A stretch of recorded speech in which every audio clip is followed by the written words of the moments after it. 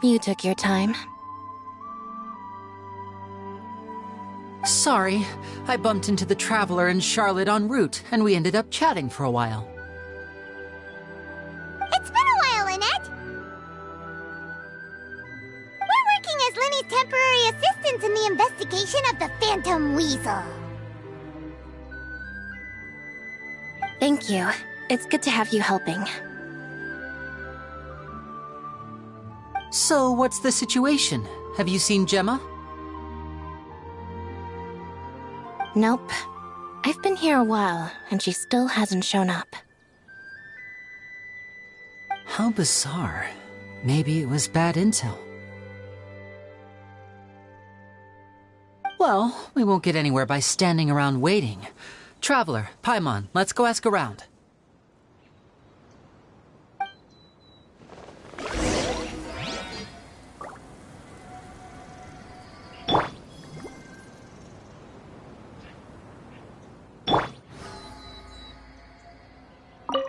I'll wait for you here and see if Gemma shows up.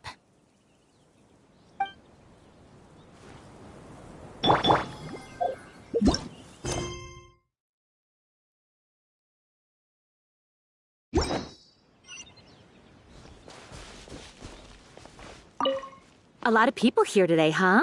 When did this cemetery get so popular? Same thoughts here. What's going on?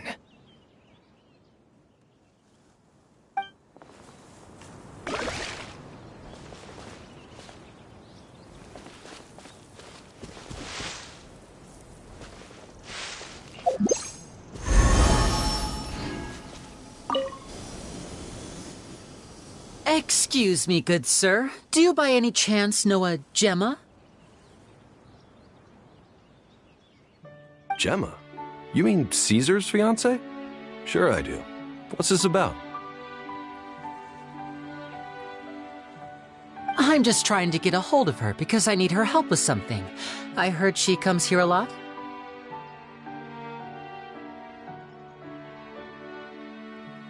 Yeah, she does. Poor thing. It's no secret why, either. She's heartsick. Ever since Caesar passed away, she's been coming here once every week to clean his grave. Often, she just sits there in front of his headstone, lost in thought. Sometimes she talks to herself. I asked her what she was doing once. She said she wanted to speak to him again. She knows he's gone and can't hear her from the grave, but she just likes to spend time there, telling her fiancé all about how her life is going. And she's been doing this ever since Caesar passed away? Oh, so 10 years. Wow, their love must have been really strong. I'll bet. Caesar's reputation fell apart after his identity was revealed, so no one else visits his grave. Gemma's the only one who still thinks about him after all these years.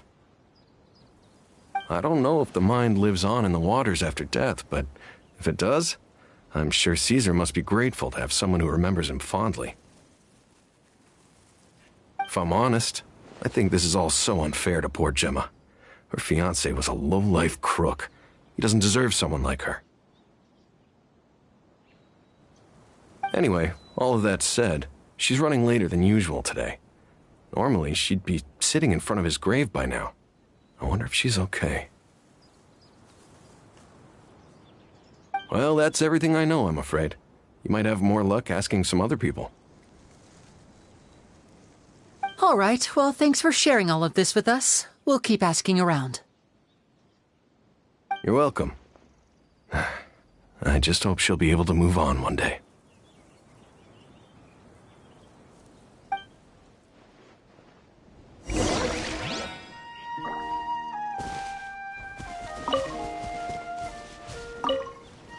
A lot of people find cemeteries bleak and oppressive, but not me.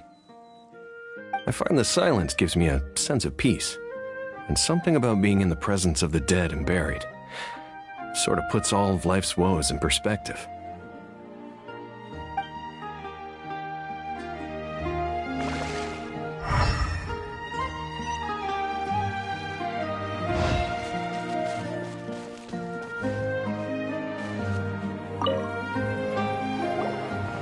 Did you hear the news? They're saying the Phantom Weasel's back.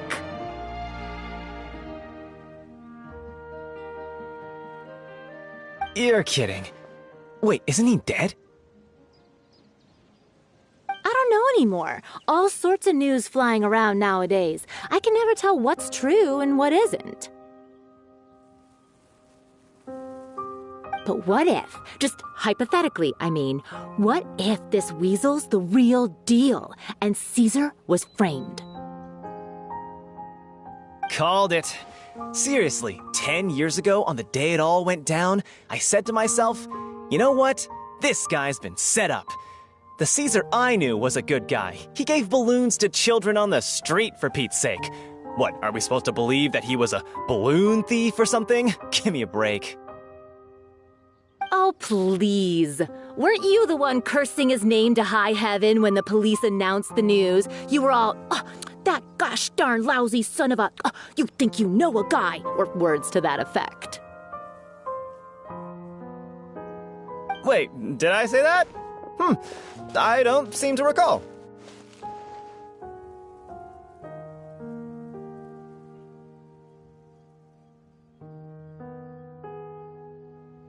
Hello there.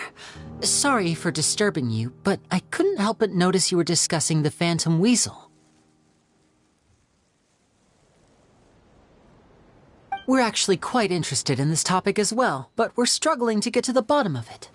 Do you think you could spare a moment to tell us a little bit about Caesar? You've come to the right people. Yep, I was there. Back when Caesar used to perform magic tricks on the street.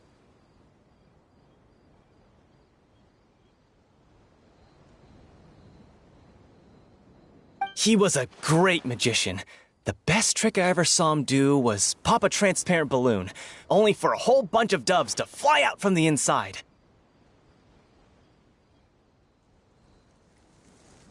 I was right up close and didn't blink or look away once. But for the life of me, I still don't have the faintest clue how he pulled it off. Really incredible stuff. I saw him perform too. He always used to bring some gifts along for the kids who came to watch his show, and he'd hand them out after he was done. Sometimes he even got the kids to write their wishes down, and then he'd make the items on the wish list appear in his next show. Huh. He doesn't sound like such a bad guy. But after he died, there were also rumors that he used the wish list to find out what was precious to people, with the intent to steal it later. As I'm sure you know, the Phantom Weasel would steal just about anything from anyone. Whatever the case, now that the Weasel is back, Caesar's become a hot topic once more. I bet Gemma must be pleased. If Caesar's name gets cleared, maybe it'll finally give her some solace after all this time. No, speak of the devil. That's her over there. If you've got any more questions about Caesar, she's definitely the one to ask.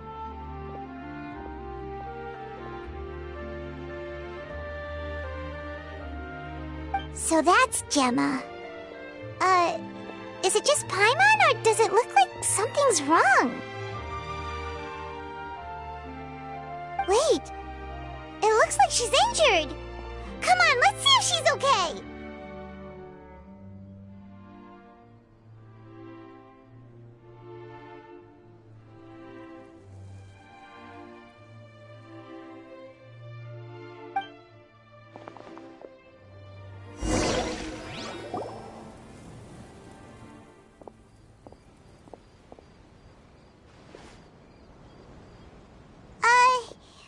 Hi there.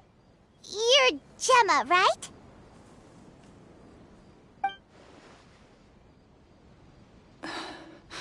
Who's asking? Don't be afraid, we mean no harm.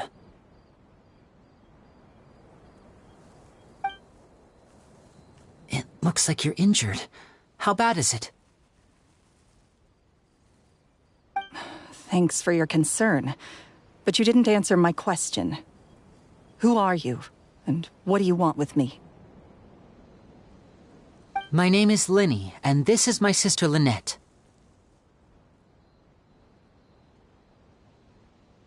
My name's Paimon, and this here's the Traveler. We're investigating the Phantom Weasel.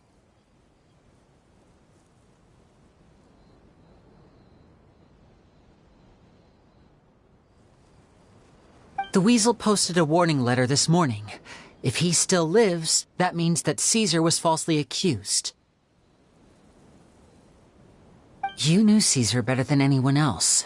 So if you're willing, we'd love to hear what you think about all this.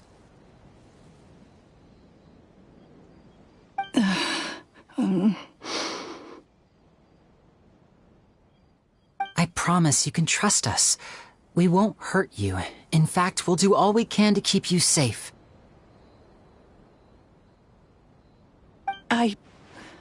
I never believed that he was the Weasel.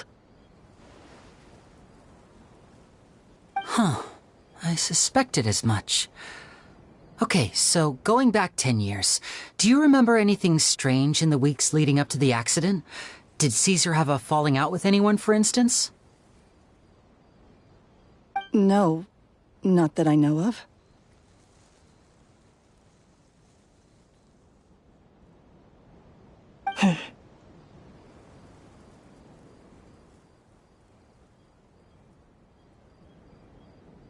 Got it. All right. Sorry for disturbing you. If you don't have any more questions, please leave. I want to be alone with him.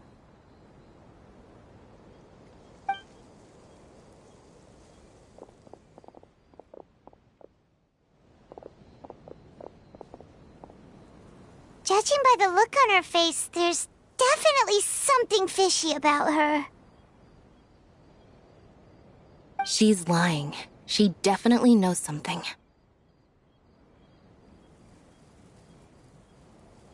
That's fair. We're just a bunch of strangers who showed up and started questioning her about things that happened a whole decade ago. It makes sense that she'd be wary around us.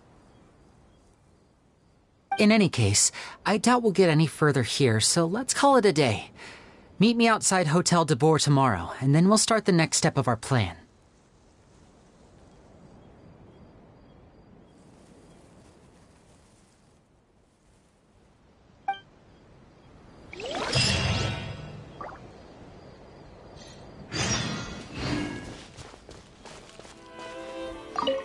Oh, Caesar.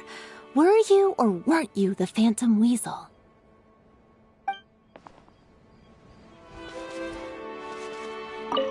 Gemma's hurt, you say? Now that you mention it, I did see her getting into a heated argument a while back. Maybe someone who hates Caesar was taking it out on her. People can be unbelievable sometimes.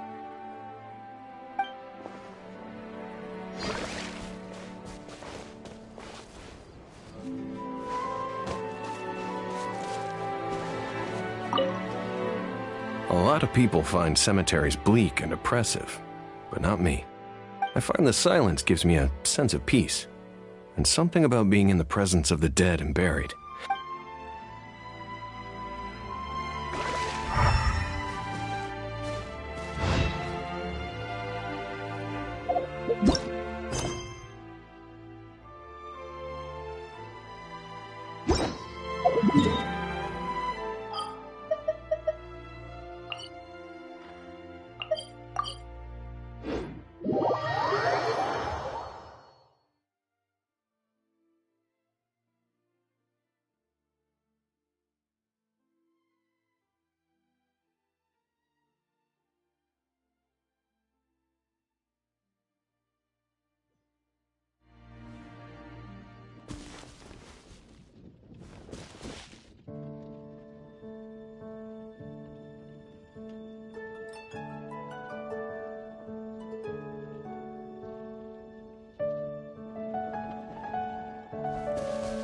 Did you hear what happened?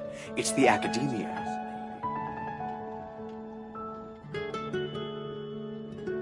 The Academia? Ugh, what happened this time?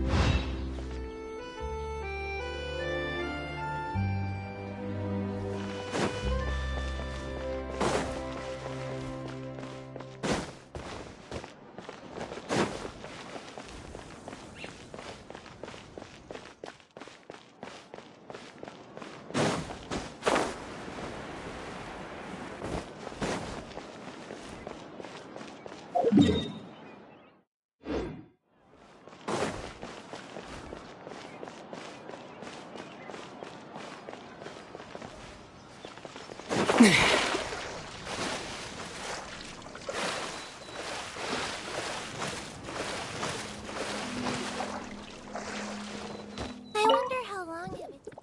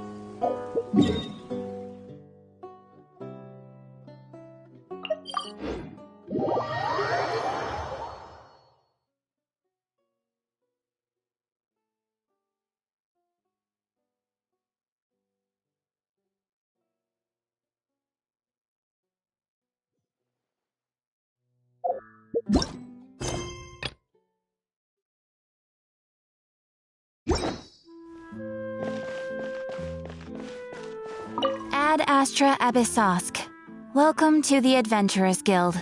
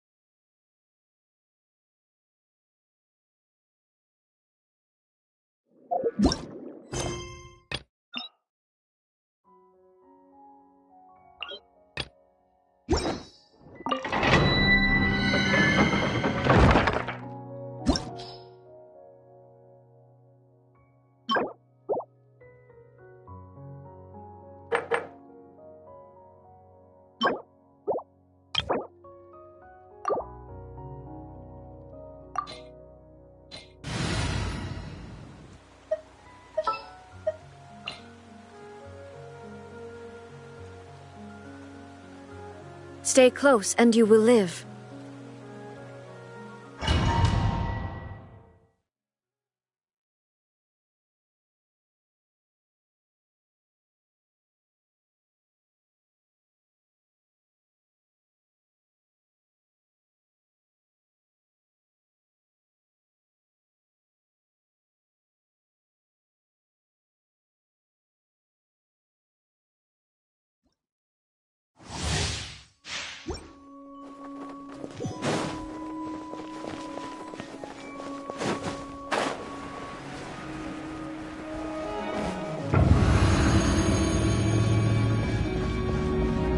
Illusion shattered!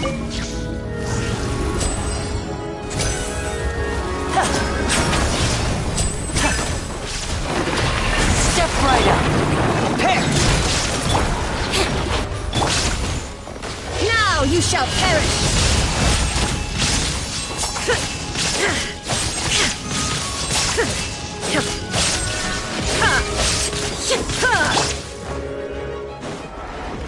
Over here! Frost is coming! Shine down! Inazuma shines eternal!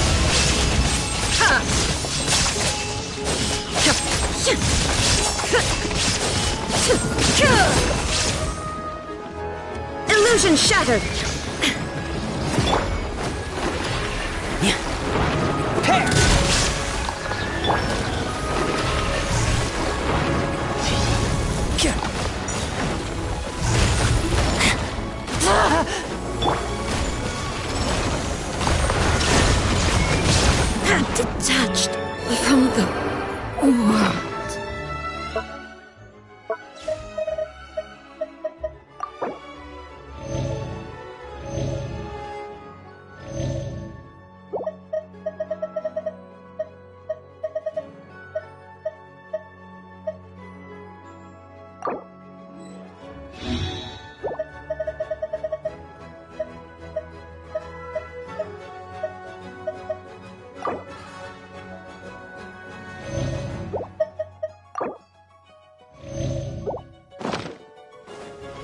Be amazed!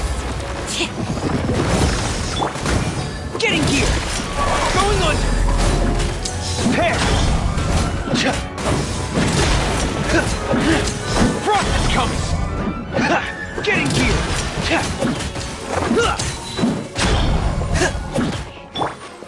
There is no escape! Chipana!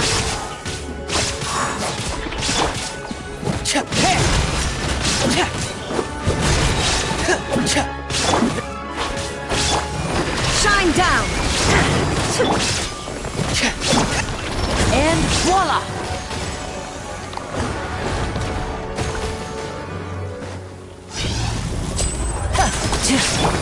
Over here!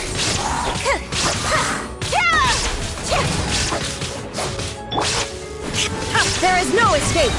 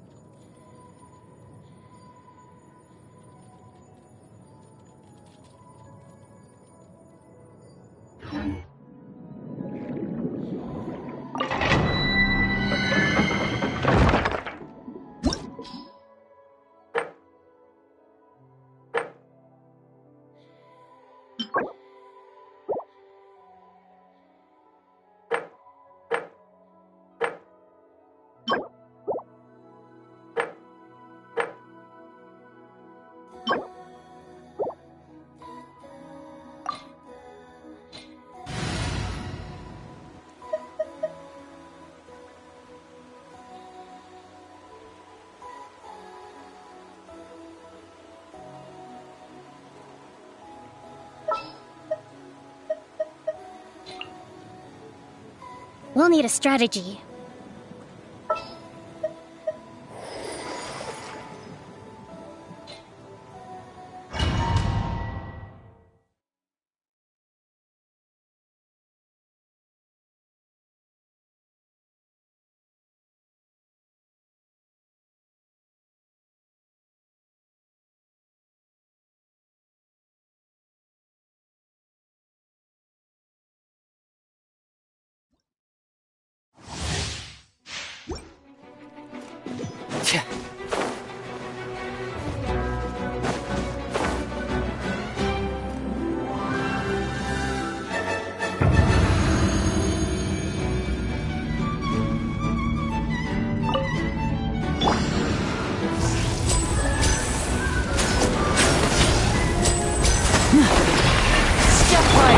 Allow me! Let the magic begin! Commencing cleanup! Frost is coming! Getting gear! Pair! Getting gear! Pair!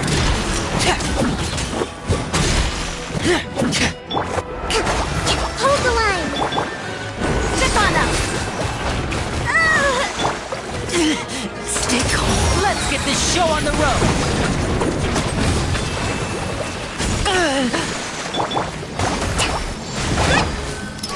Going under! Getting gear! Pair! Rest and rebuild!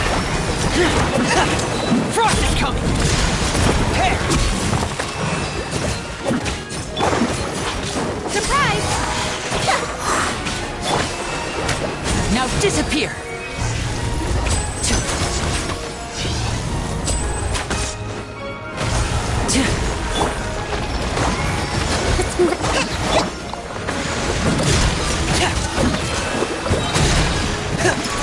Dead reckoning! Getting gear! Pair! Getting gear! Pair! Frost is coming! Getting gear! Oh! A brash maneuver! Allow me! Stefana! Be amazed! Frost is coming! Getting gear! Going under! Pair! Frost is coming! Getting gear! Pair!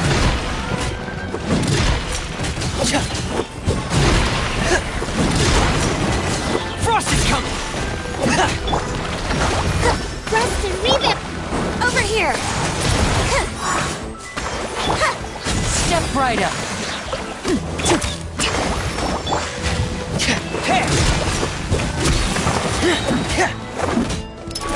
Dead reckoning! Frost is coming! Pair! Frost is coming! Pair! Frost is coming! Pair!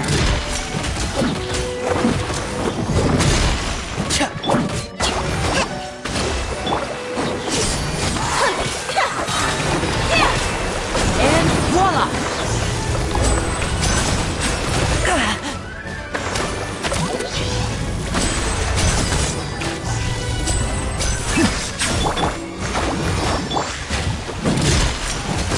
Frost is coming!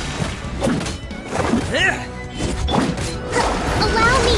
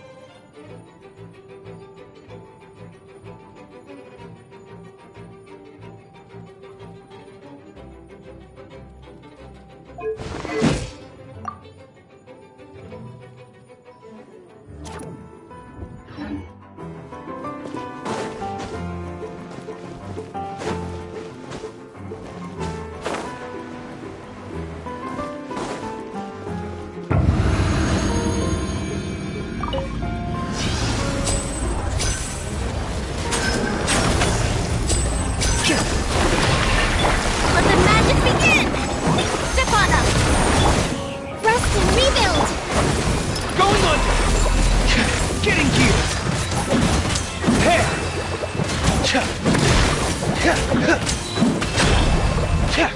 Frost is coming! Getting geared! Frost is coming! Getting geared! Just keep breathing. Here comes the finale. Now disappear. Over here! Oh, dead reckoning! Prepare!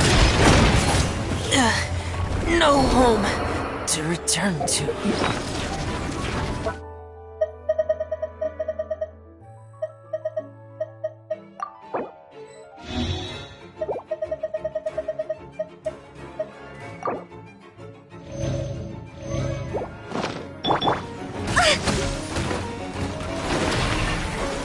Hold the line!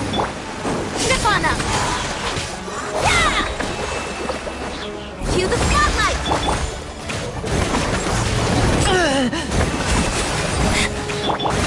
Torrent, bring refuge! Let's move out. Rest and rebuild! Uphill battle! Uphill battle!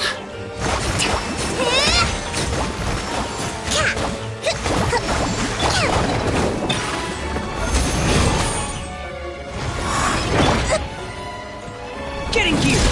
Frost is coming! Allow me! Prepare! Frost is coming! Surprise!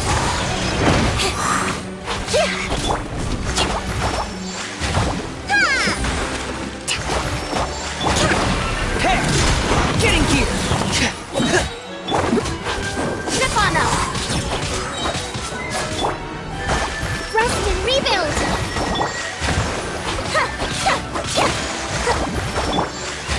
Prepare!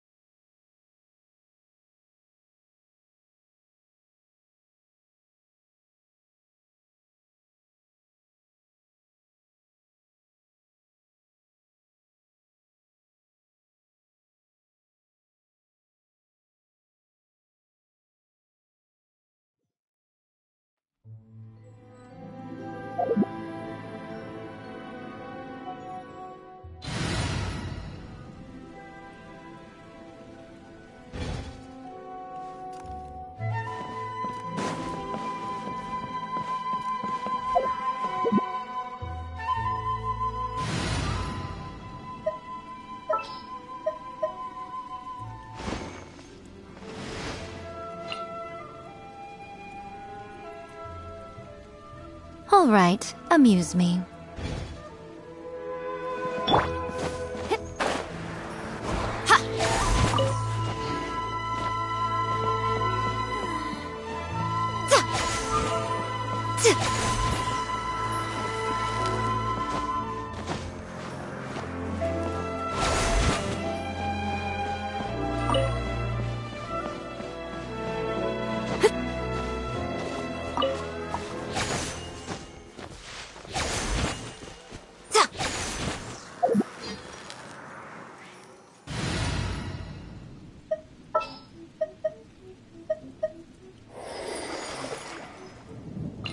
Take heart. Victory will be ours.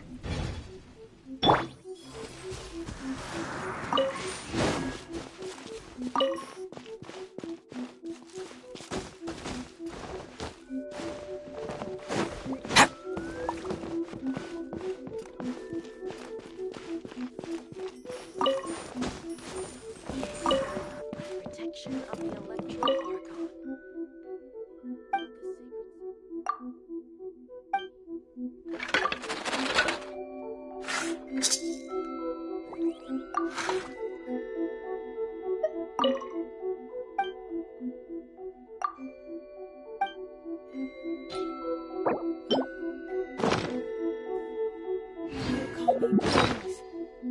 that he stays.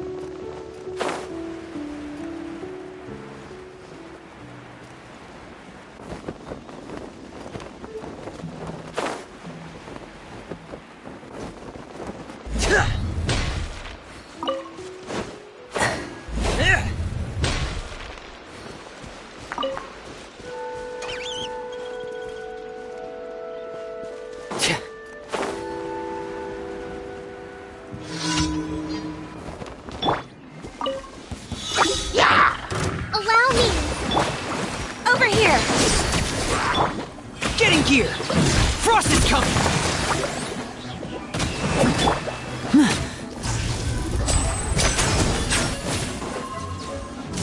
And voila!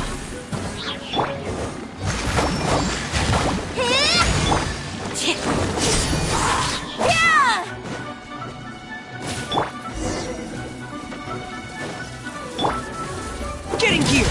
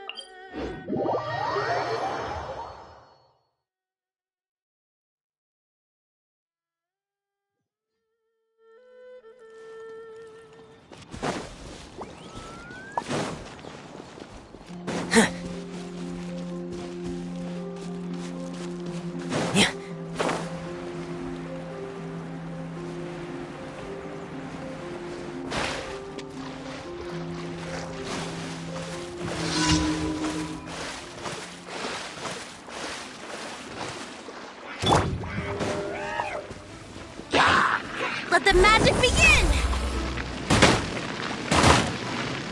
Step on up!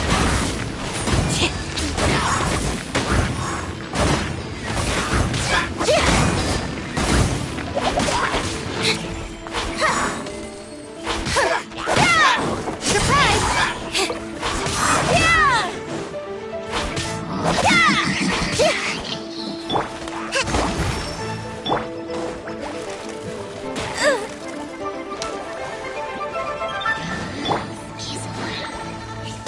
Let's move out.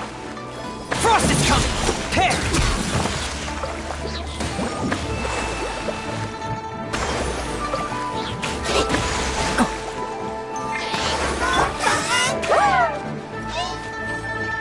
Over here!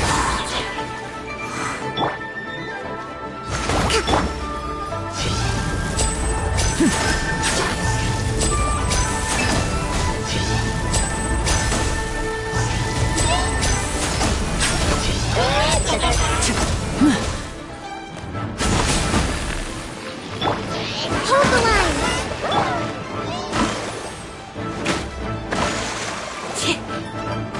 Surprise!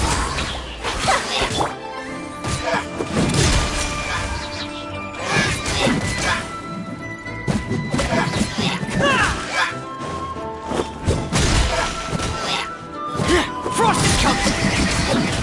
Here!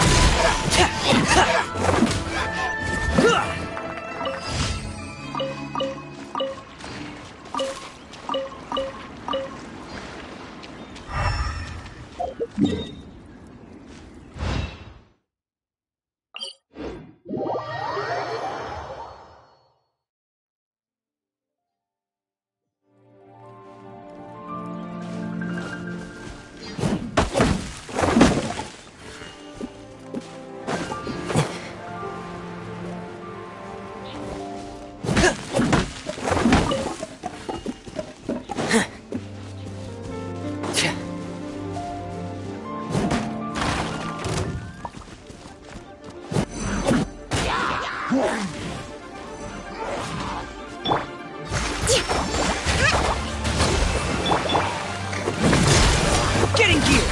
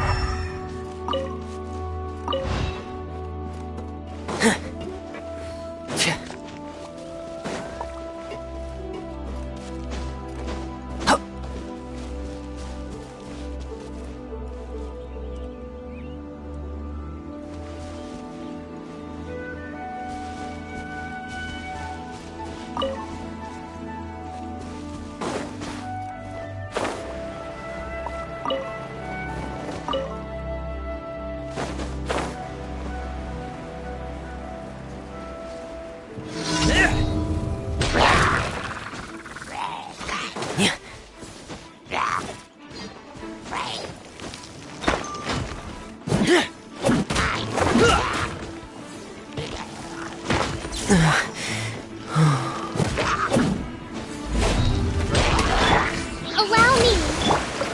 Frost is coming!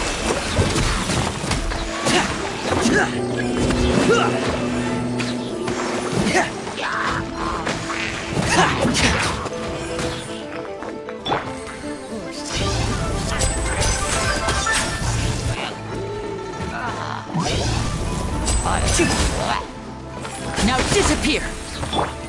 Zip on up! Pair!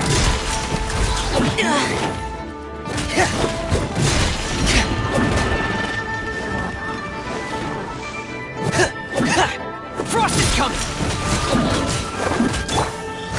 Rest and rebuild!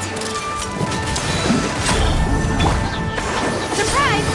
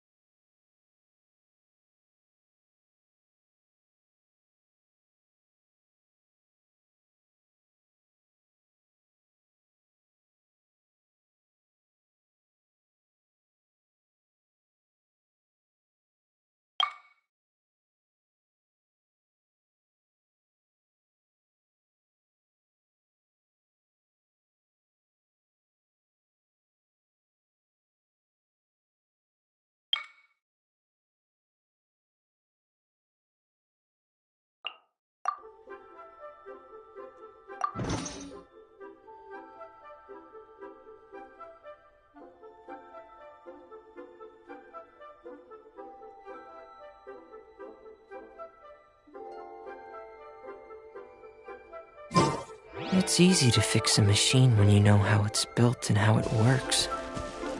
But people, they're much more difficult.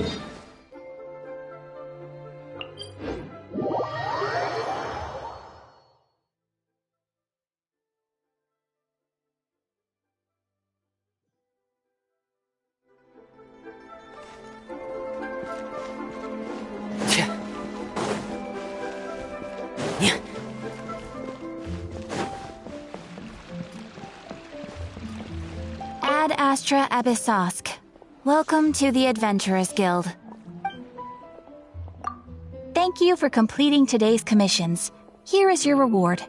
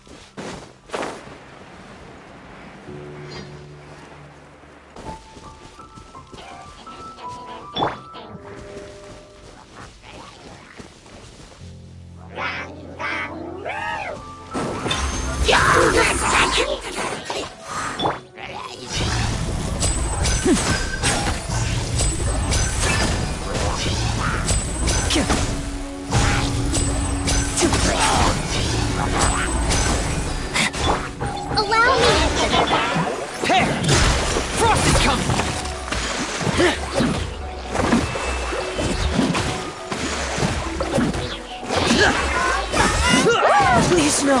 Get in gear! Frost is coming! And voila!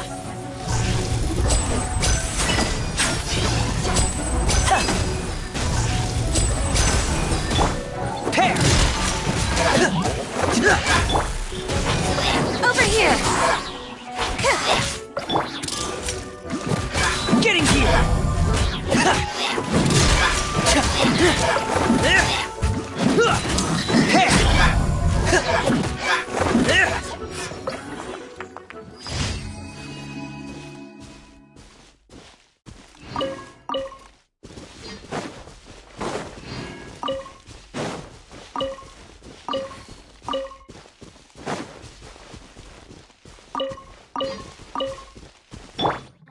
Trust and rebuild!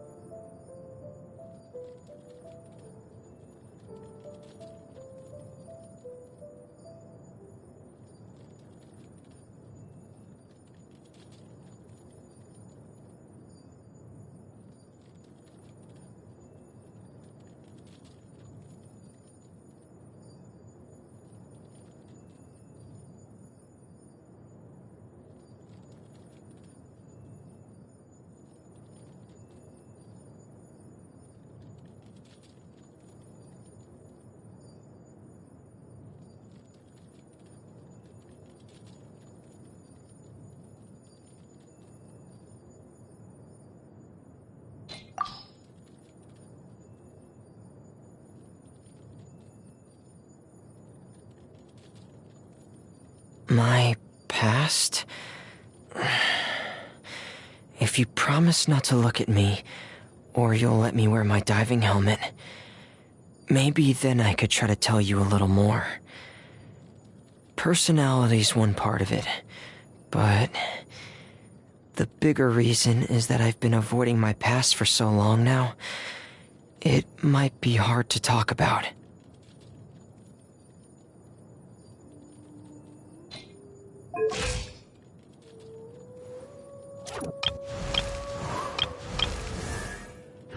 I want to spend some time at the bottom of the sea.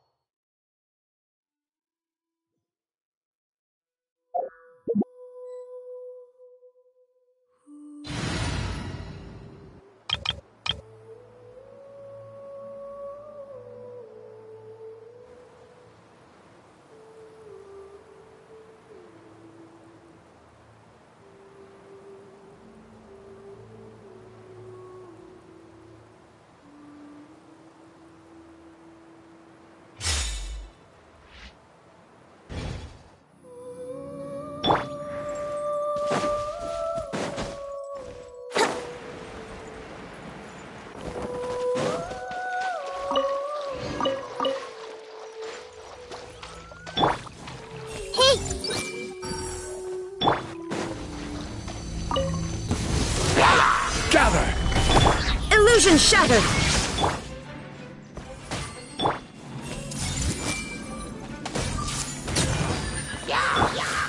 Think you can get away?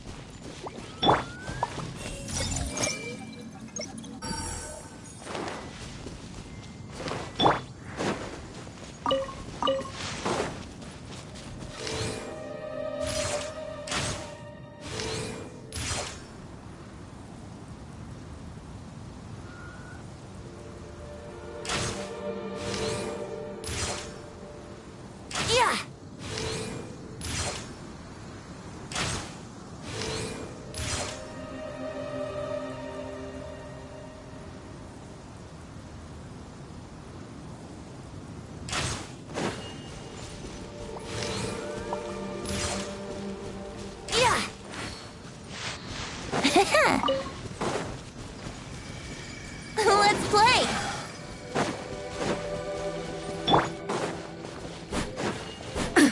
Absurd! Ha!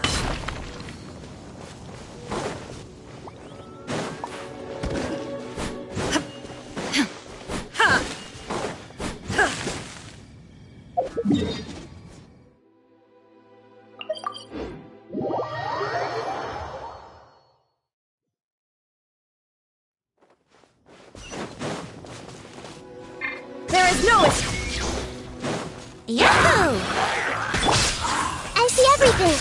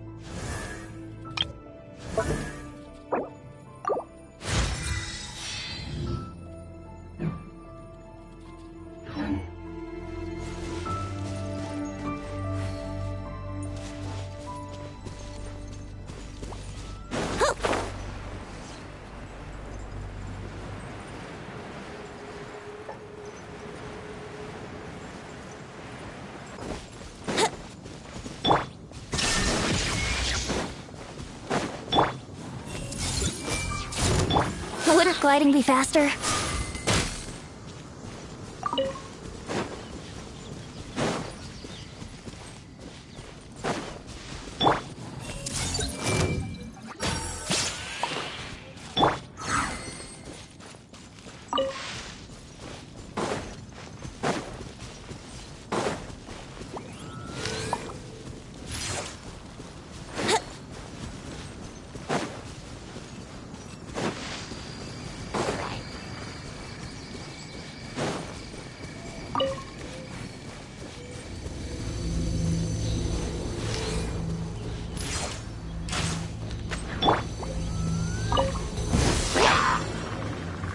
I will have order. Stabilize. Time for takeoff. Let's play!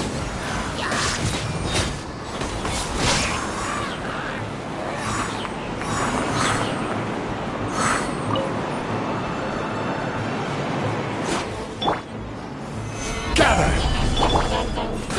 Grow! Yahoo!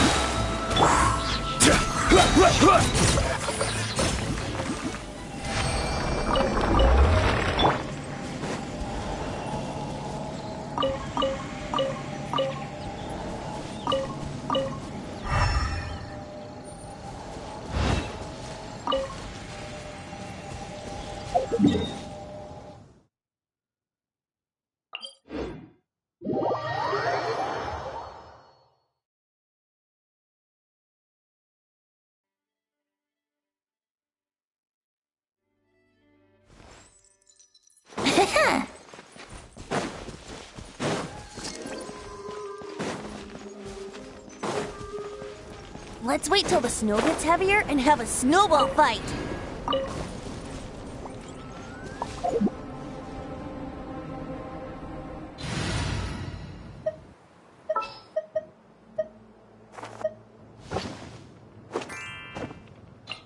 Yeah, let's go on a big adventure.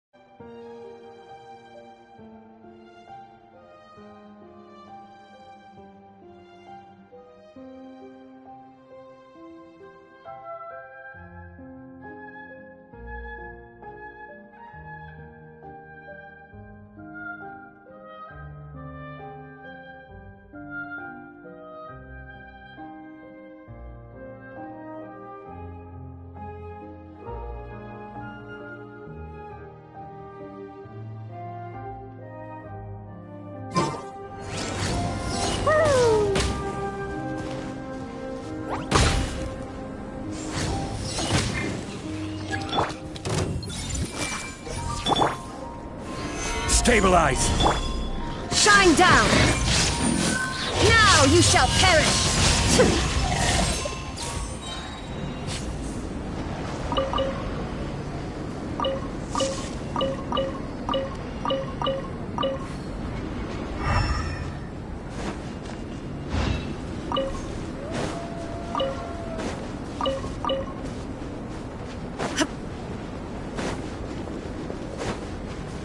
There is no escape!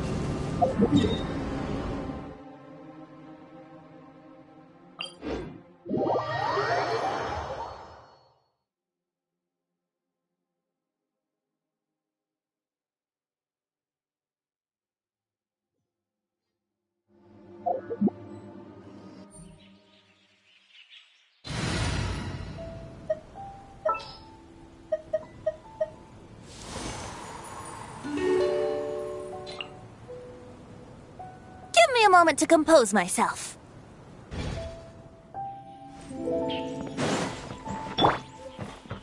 Quake!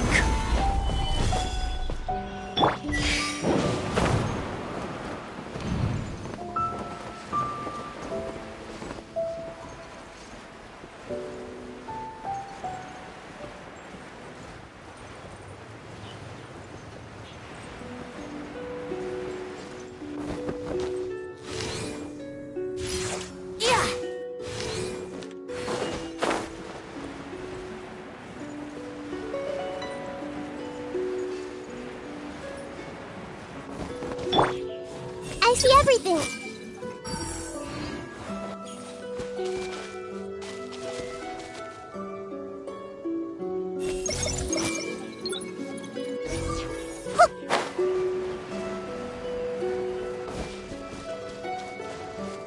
Everyone hold hands.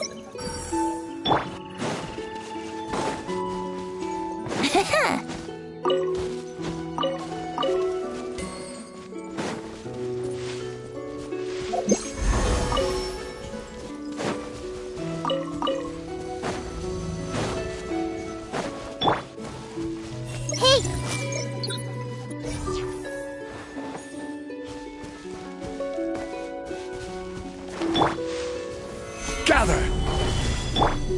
Shine down! Think you can get away?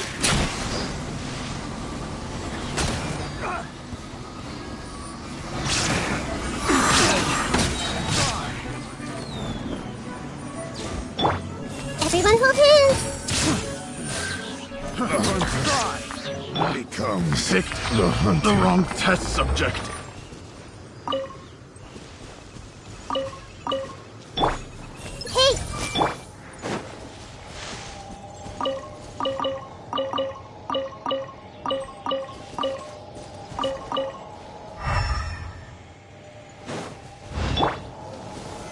Solidify!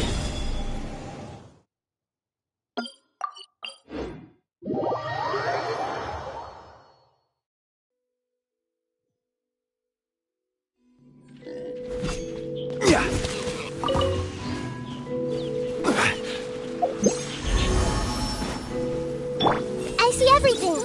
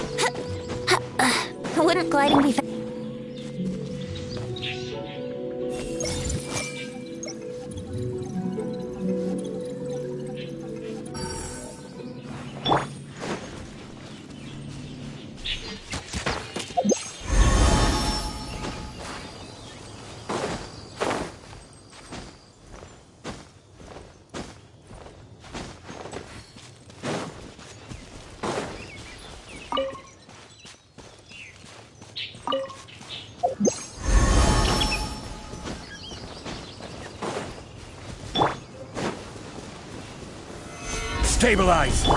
Illusion shattered! Time for takeoff. Let's play!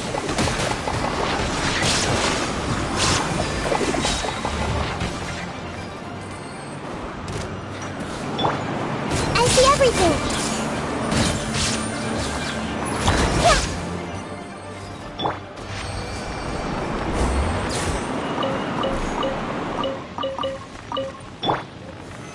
Solidify!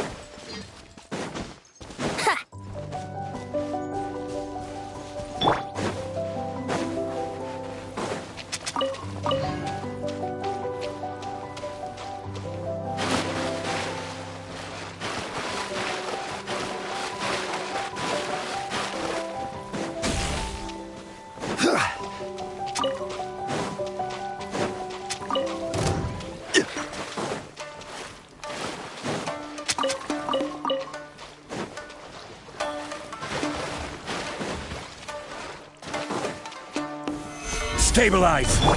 Shine down!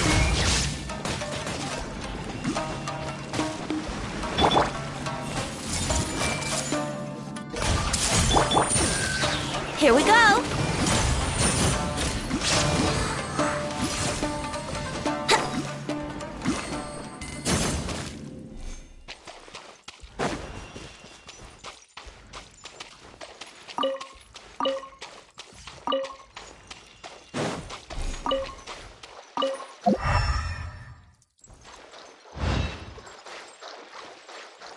Wouldn't gliding be faster? Illusion shattered! Share Lyney! I see everything! Think you can get away?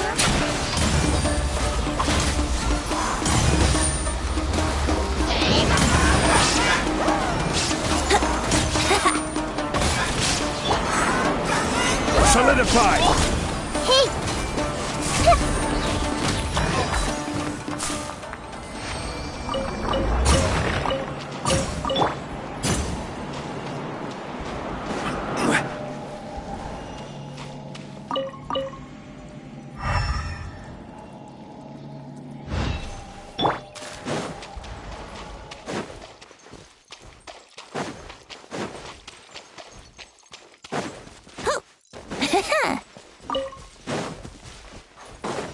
Wouldn't gliding be faster? I see everything!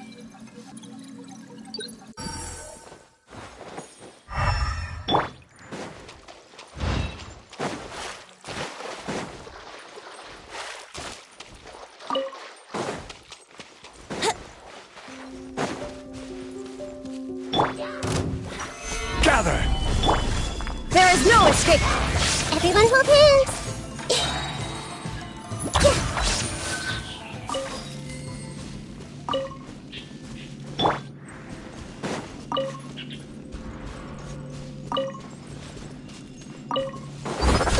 Wouldn't gliding be faster?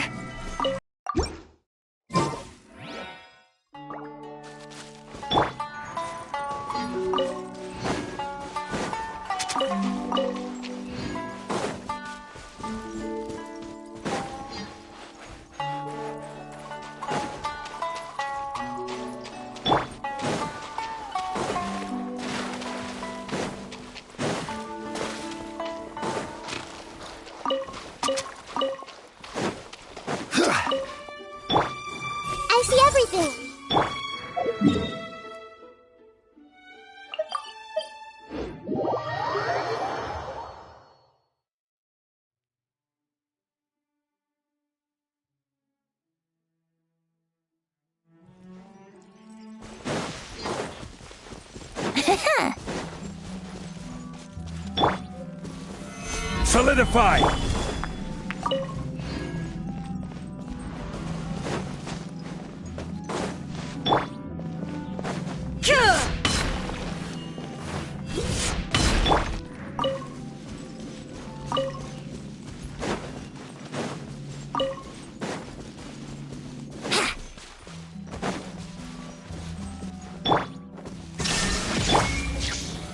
Stabilize! Torn to oblivion!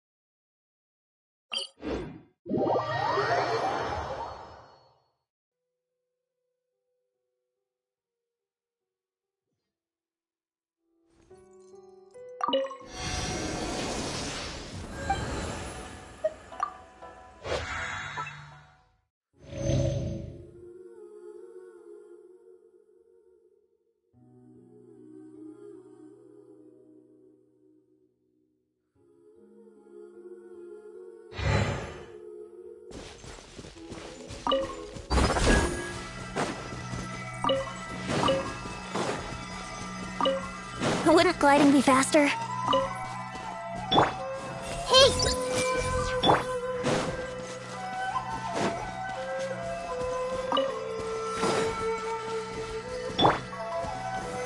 Solidify!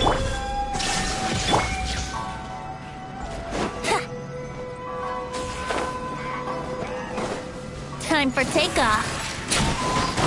Let's play!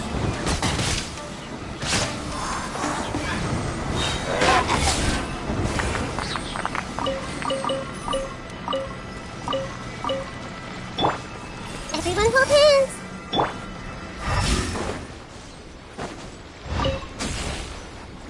Wouldn't gliding be faster?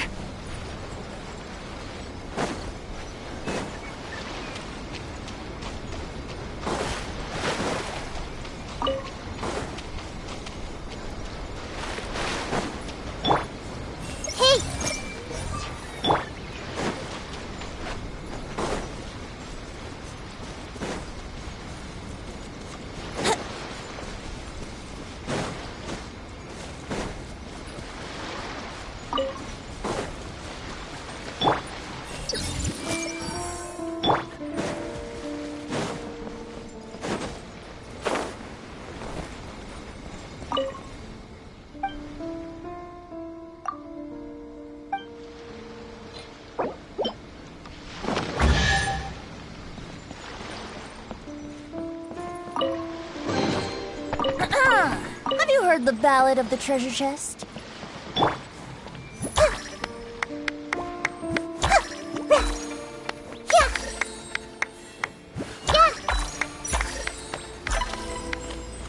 Commit it to memory.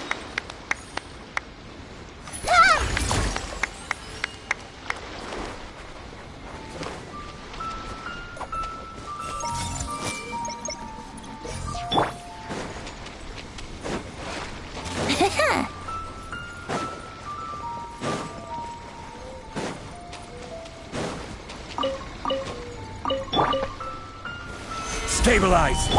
Shine down! Think you can get away?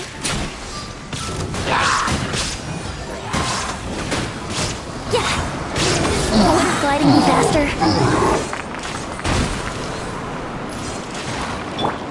Everyone hold hands!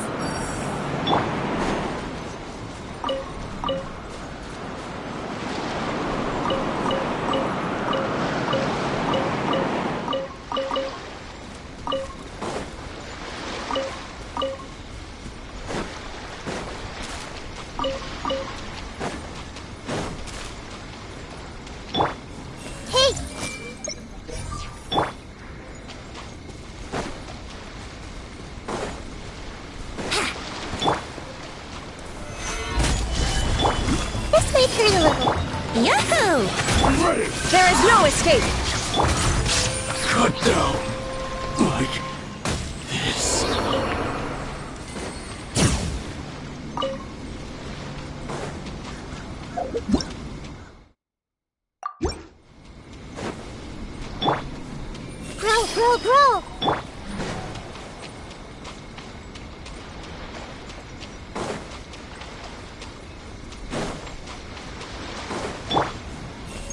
everything!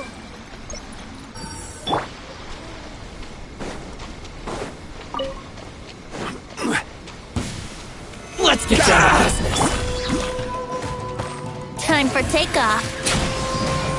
Here we go!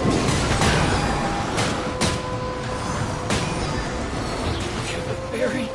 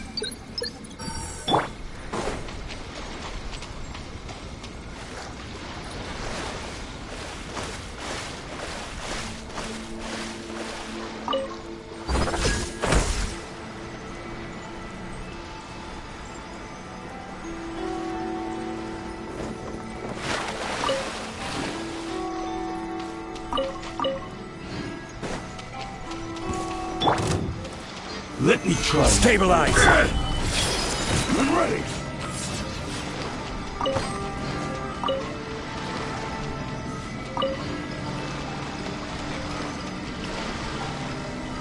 Hey!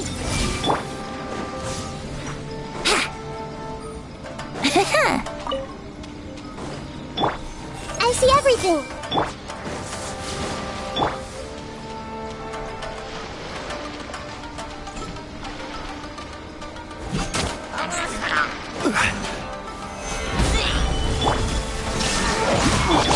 Think you can get away? Brace yourselves!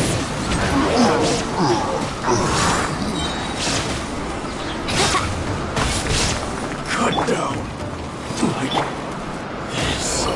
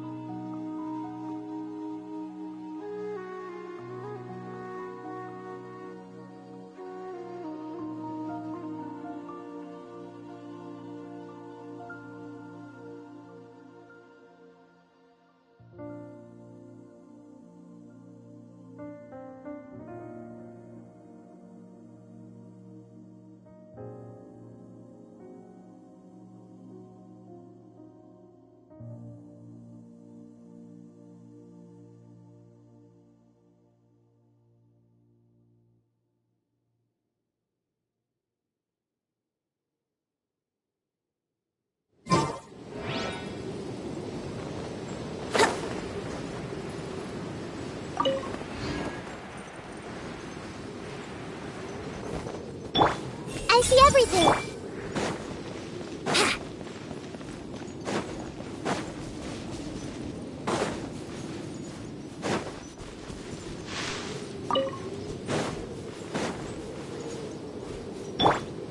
Illusion shattered!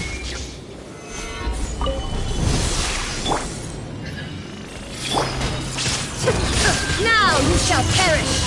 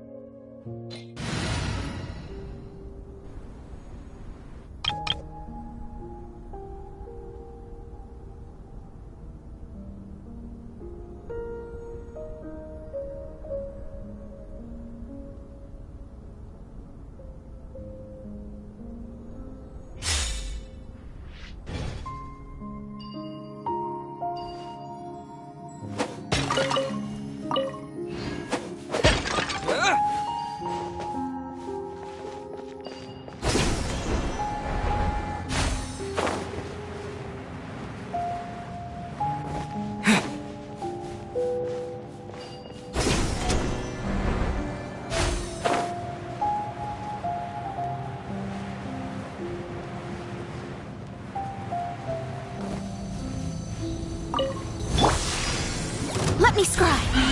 Fate is upon you. A bitter pill to swallow. No touching. Go!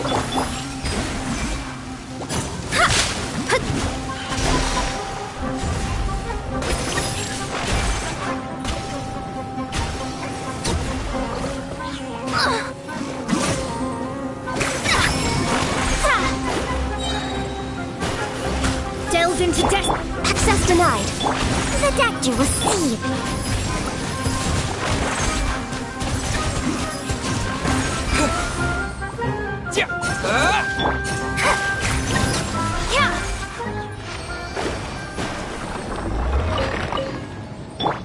A bitter pill to swallow.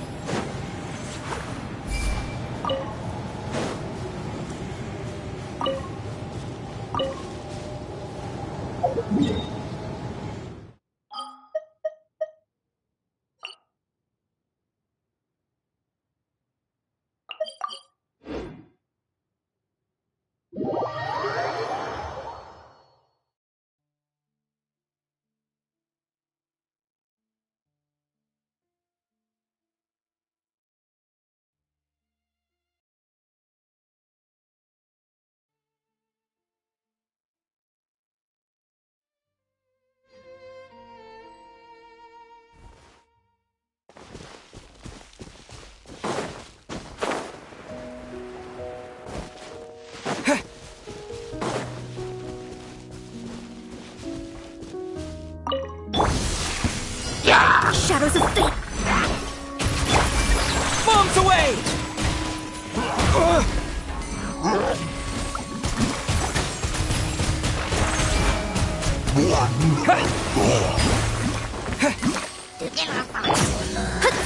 Let me scry. Mind the side effects.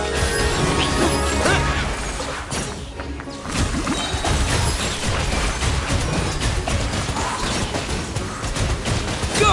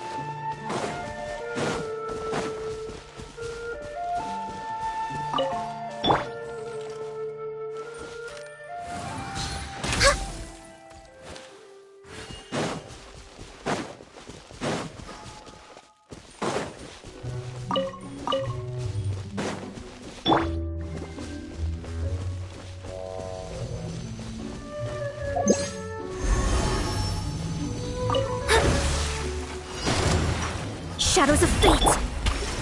No touching! A bitter pill to swallow.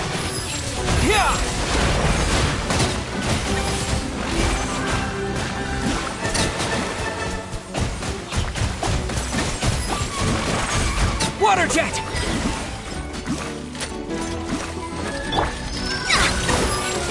Delve into depth!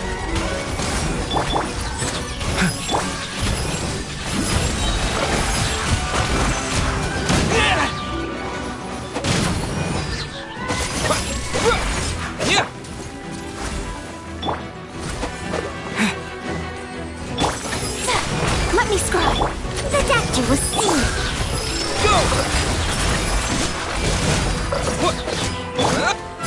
Born of ice and froth. A bitter pill to swallow.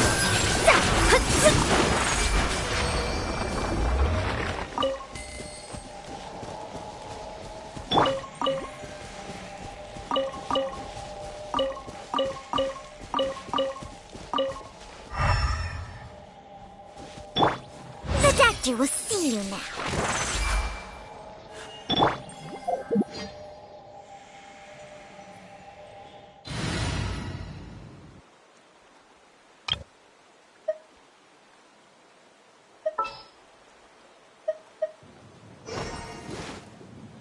Just what will we come across this time?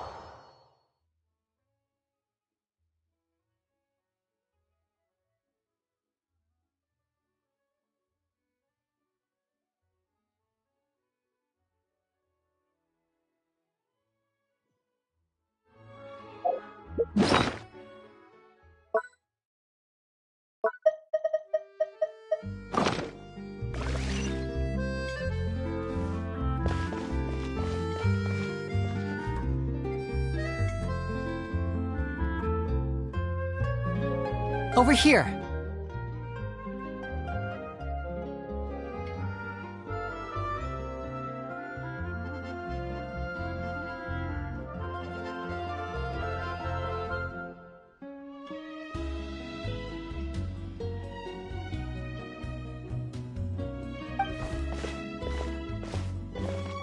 Lynette's not joining us today?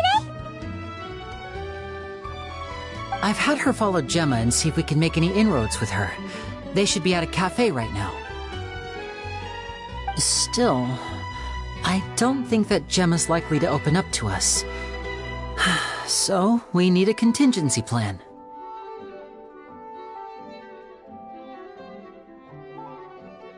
Today, we'll be looking into a guy named Lorenzo, Caesar's former pupil and assistant. When Caesar passed away, all the stolen goods discovered in his home were confiscated and returned to their rightful owners. But Lorenzo was the only one privy to all his magic secrets, and he inherited his craft.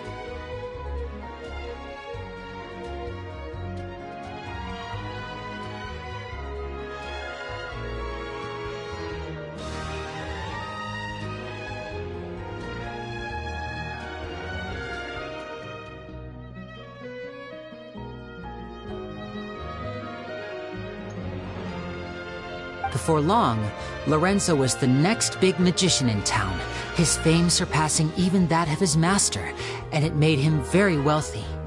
He's since left the magic scene, though, and these days, he's a wealthy businessman with his fingers in a lot of different pies.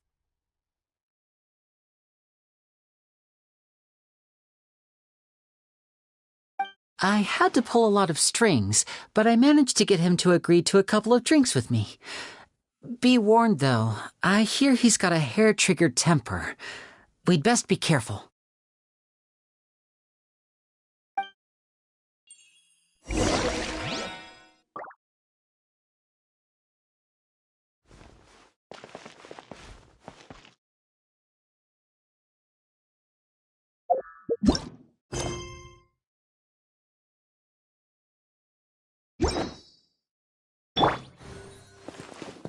We cannot just rely on the ocean's self-cleaning ability.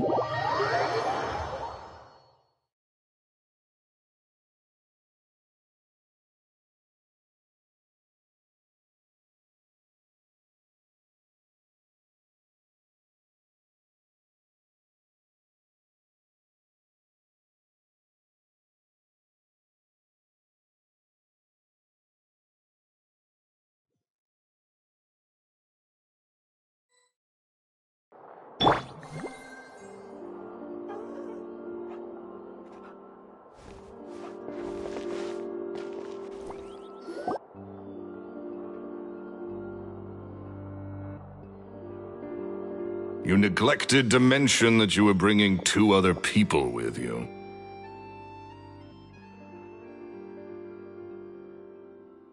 My apologies. These 2 are my assistants.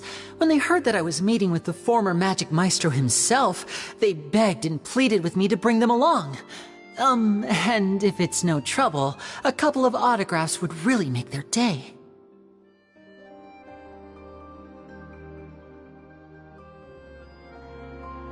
Oh, forget the pleasantries, just sit.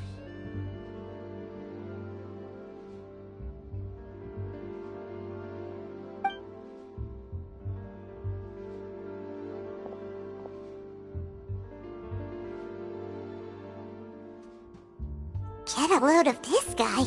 Forget the pleasantries, he says, but he looks pretty happy about Lyney stroking his ego. I only agreed to meet since we're both magicians. Do me a favor and cut to the chase. I have more important things to do than drinking. Much obliged, sir. As it happens, the matter I want to address is also related to magic.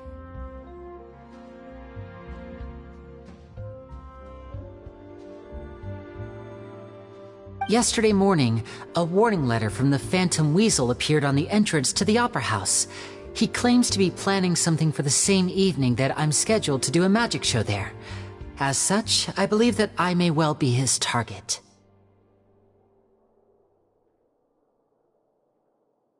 I have to get to the bottom of this to ensure that my show can go ahead as planned.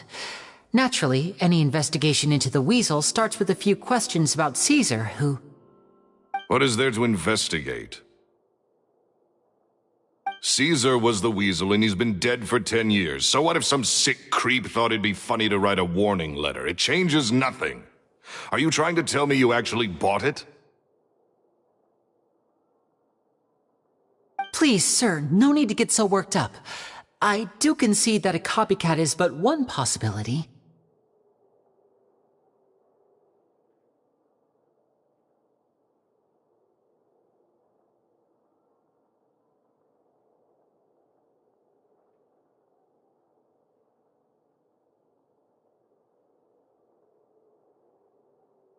Possibility? It's a fact, Lyney. Look, my patience is limited, so listen carefully while I'm still willing to put up with you. The Weasel is dead. Period. Everyone knows that, so do yourself a favor and quit this investigation. It'll lead you nowhere. Look, if this affects your magic show in any way, I will personally compensate you for any losses. Oh, sir, I'm honored, really. But this isn't about finances for me.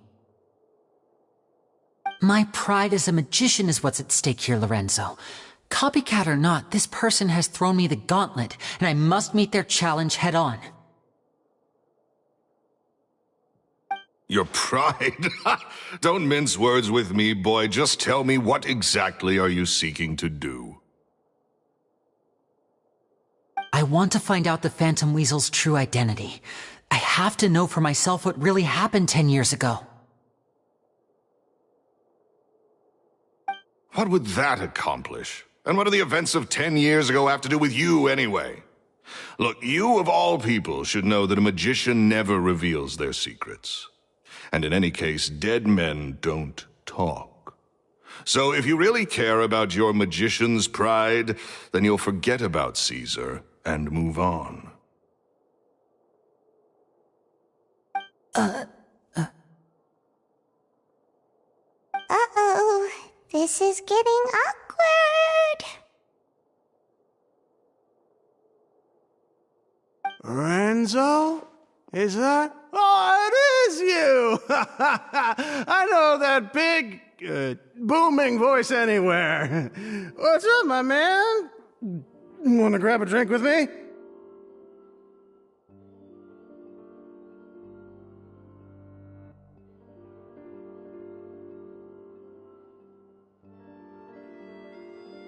Another day, I'm busy.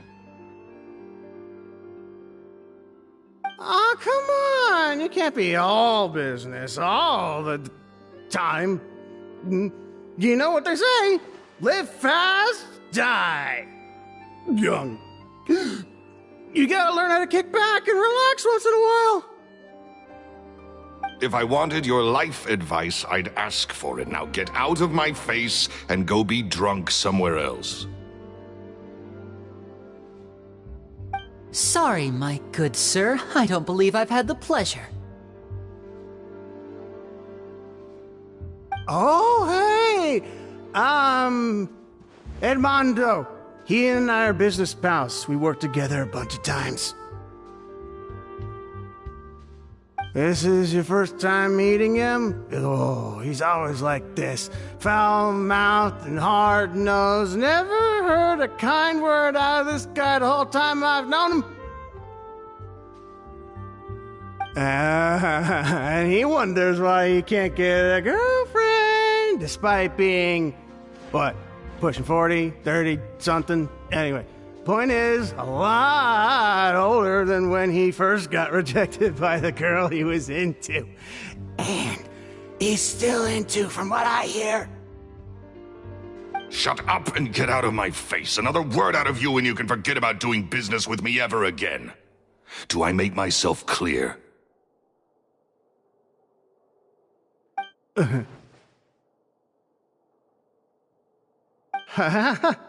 Sorry, I may have had a little too much to drink. All right, I'm gonna leave. Don't work too hard.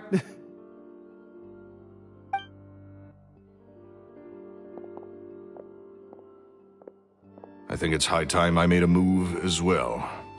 If you really want to investigate this, Lyney, be my guest.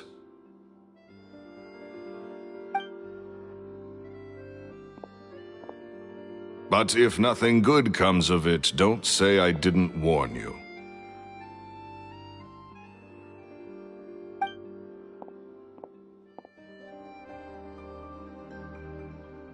Well, that fell to pieces in a rather spectacular fashion. Any thoughts? Totally. And what was all that about compensating you for your losses?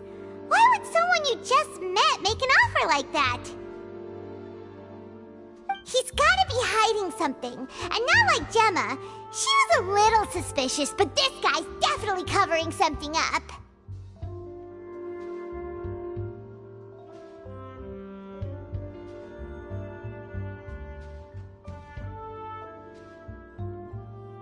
I think so too. We need to look into Lorenzo more closely. That guy Edmondo seems to know a thing or two about him. He only just left. Let's see if we can catch up with him.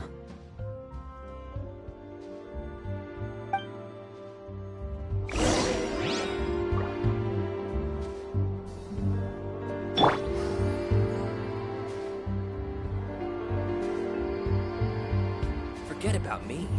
This is about what you want.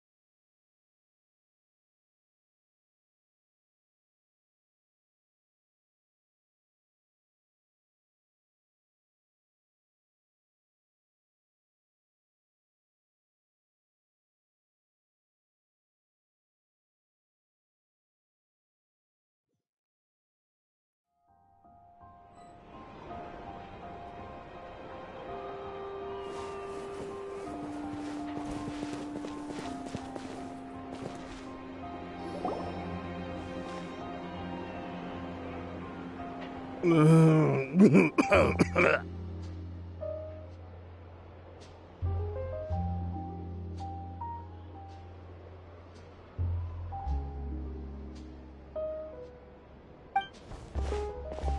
okay there? Who are you? Oh, it's you guys. Don't worry about me. I must have had one too many. I just need to ride it out. I said way too much back there, didn't I? Yeah, I nearly talked myself into complete financial ruin. Note to self, no more drunken chats when Lorenzo's around.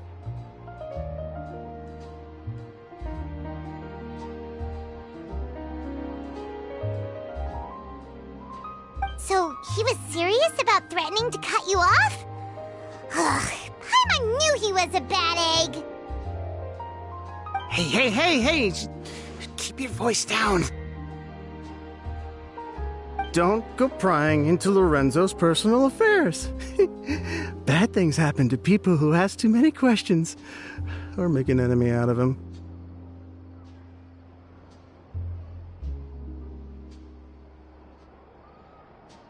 What kind of bad things? Don't even ask. I'm sorry. I'm gonna have to cut this conversation short. I'm not crossing that line again.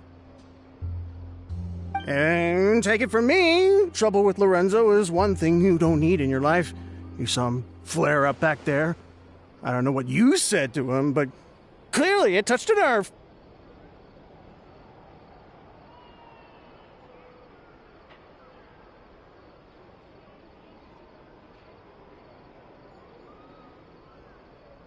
That's not a good sign. You're too young for this. Don't get in over your head. I'm leaving.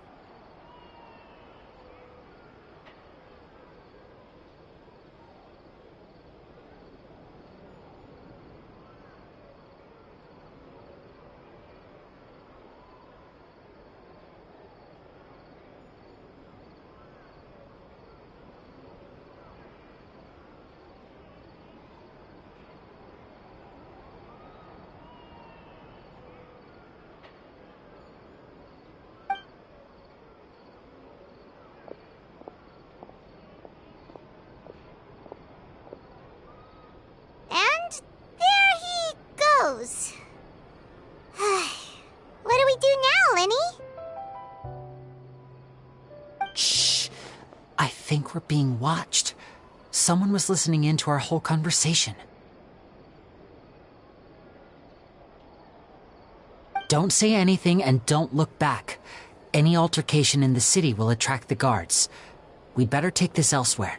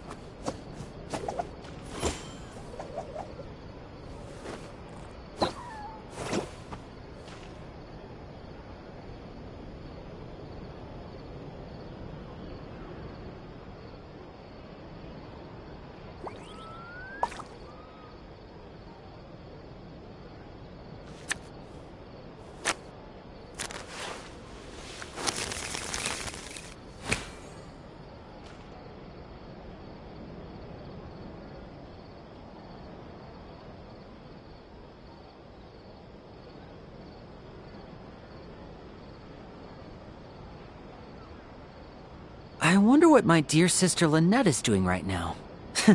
Missing me to death, I'm sure.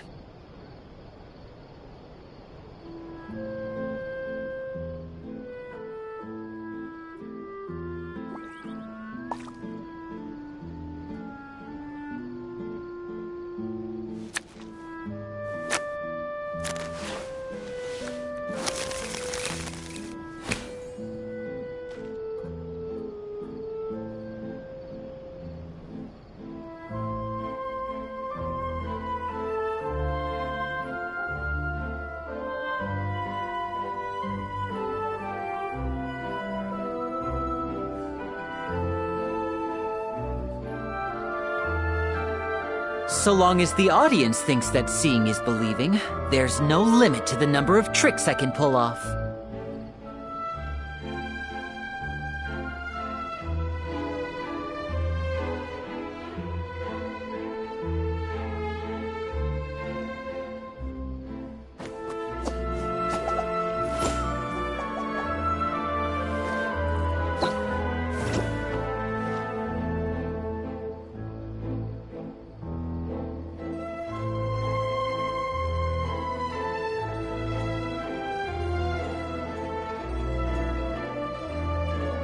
I wonder what my dear sister Lynette is doing right now.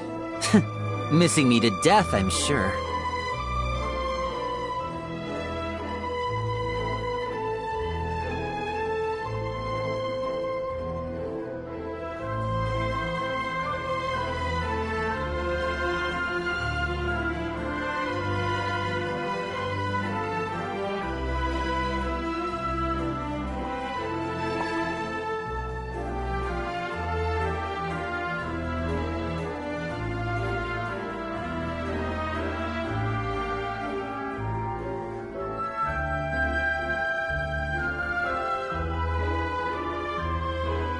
This is no time for distractions.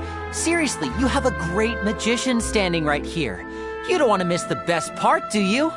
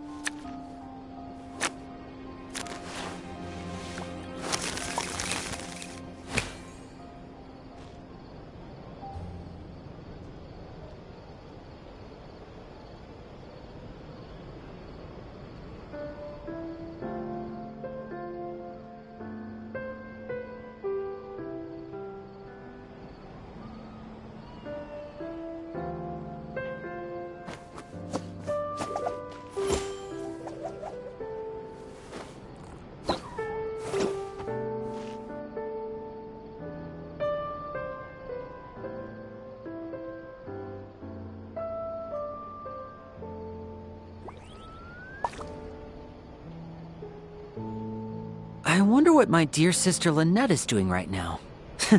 Missing me to death, I'm sure.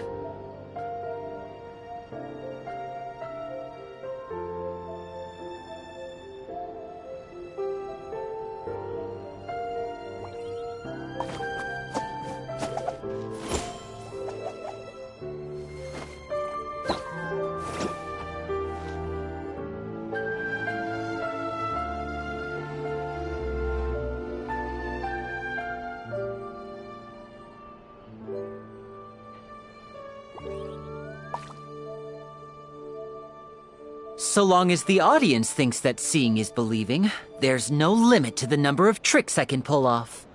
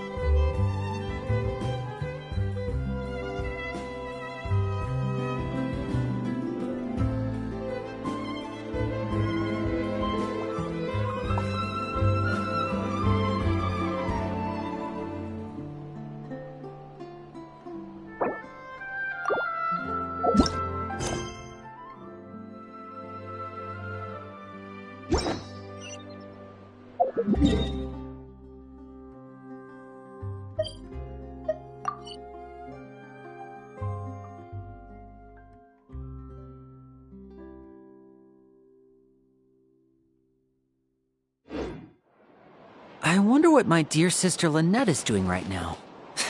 Missing me to death, I'm sure.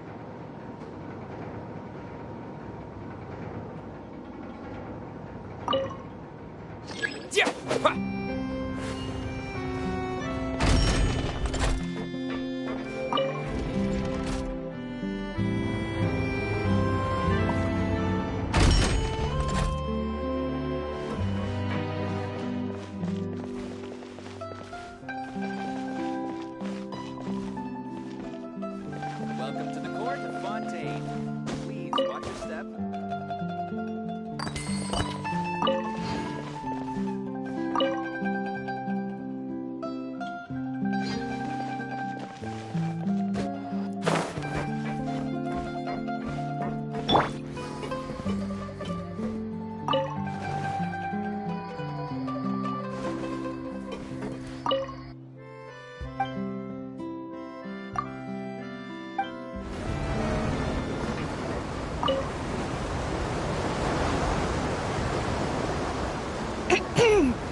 Welcome, passengers from abroad. Tour guide Elfan, at your service. The destination of this aquabus is Arrhenius. The island experiences rainy weather all year round. I do not know if this is due to the frequent visits of Lady Farina and the Chief Justice. I recommend that all passengers bring a raincoat. If you haven't got one and need to buy one now, don't worry. The Navia line runs all day, so you can simply catch the next boat. Some people worry that the success of the engineers in improving Mecha will result in the replacement of humans and Melazines in Fontaine. Passengers, these fears are unfounded. Mecha have no need for food, clothing, and shelter, nor do they seek happiness and entertainment, and will not spend a single mora in pursuit of these. In these aspects, we possess advantages that machines cannot hope to surpass.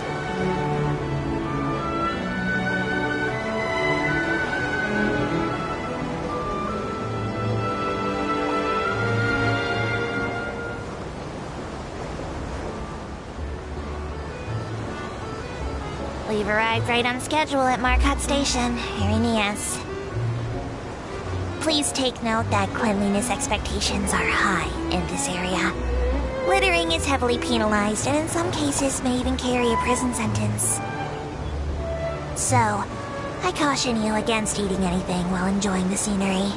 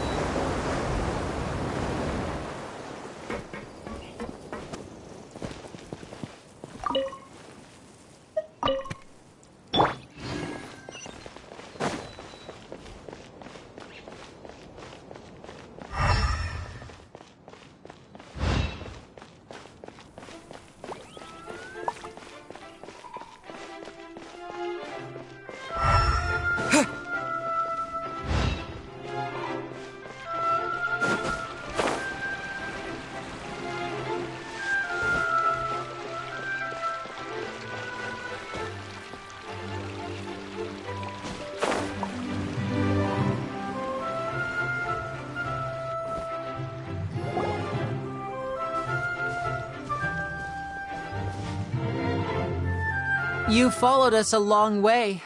Why don't you come out and introduce yourselves?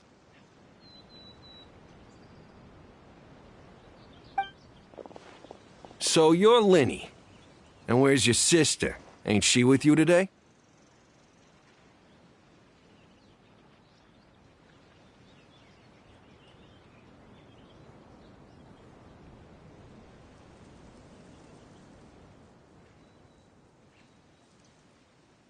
Save us the trouble and go fetch her for us. Let's not drag this out. Paimon doesn't like the tone of your voice, mister! Who sent you, huh? Save your questions, missy. You ain't gonna need answers where you're going. Capiche?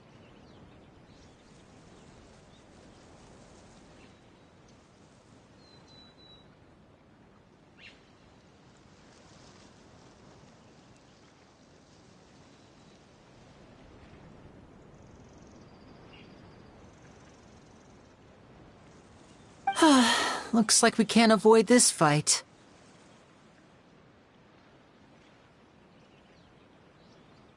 Now, I'm not the strongest fighter, so I hope you're ready to back me up.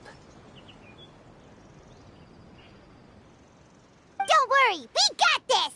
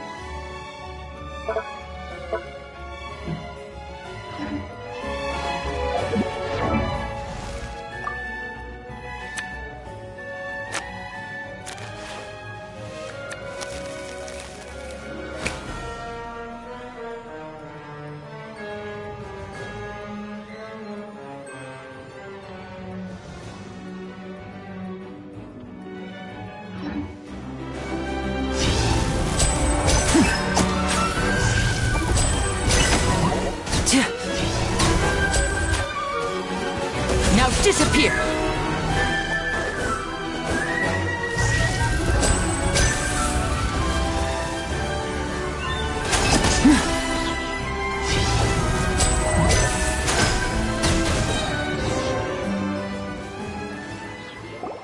Curses. They're tougher than we thought.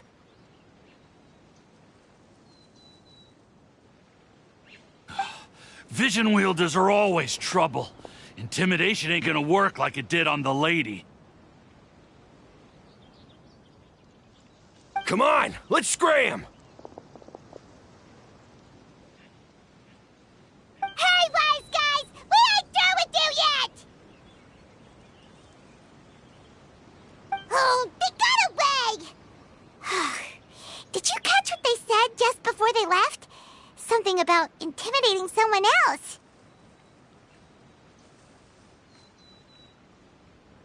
Sounds like they just wanted to rough us up as a scare tactic, and they've already done it to someone else, but who?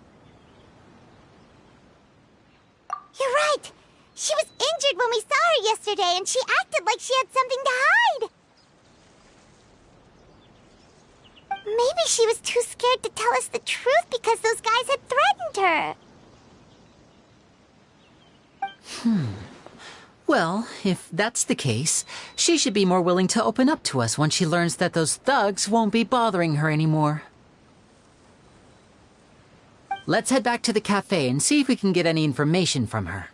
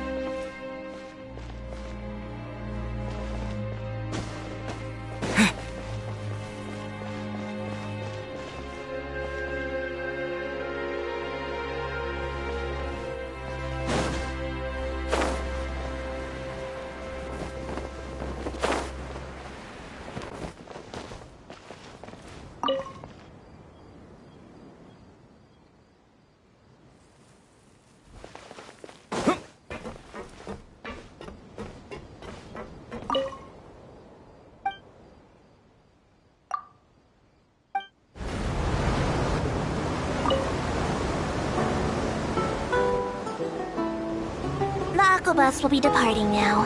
Passengers, please take your seats. If you have any large items of luggage, these can be placed on top of vacant seats. Don't worry about taking up space. This boat has never been filled to capacity yet. Once the barge for Opera Epicles employees broke down, and many of them took the Aquabus home from work. That was the most passengers we've ever had, and even then there were still plenty of empty seats left over.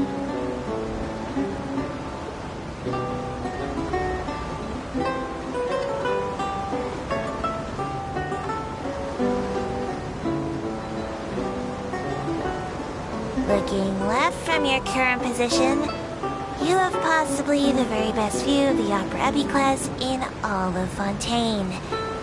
Such beauty and magnificence. Monsieur Neuvillette truly chose to spend our morrow wisely.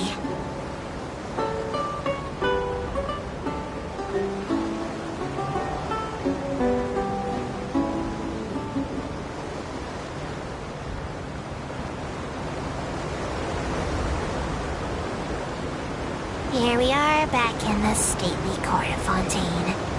Please bring your personal belongings with you when exiting the craft. For any passengers in the mood for a shopping spree, Burton's House of Curiosities and Damovil's Purveyor are both excellent options, with a wide variety of Fontaine specialty goods available. But if you're low and more like me, you might find shops looking for helpers at the Vasari Passage. Some pay by the day, and their wages are very fair, so you'll have a steady income in no time.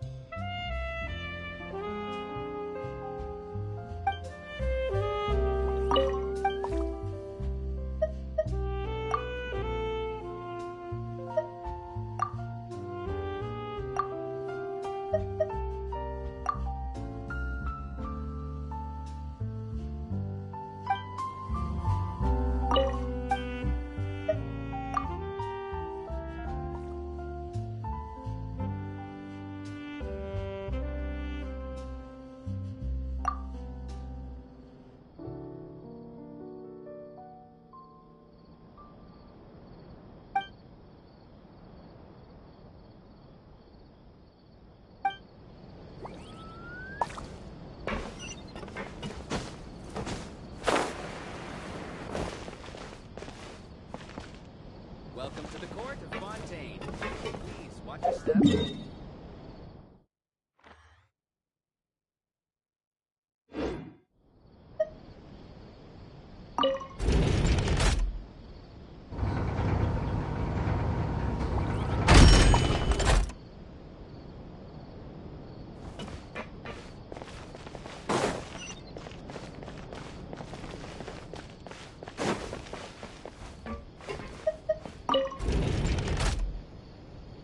Welcome to the court of Fontaine. Please watch your step.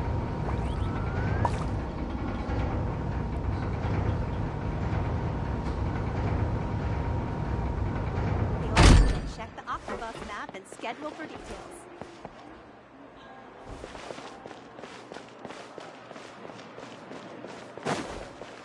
Dad, where are all the water fairies?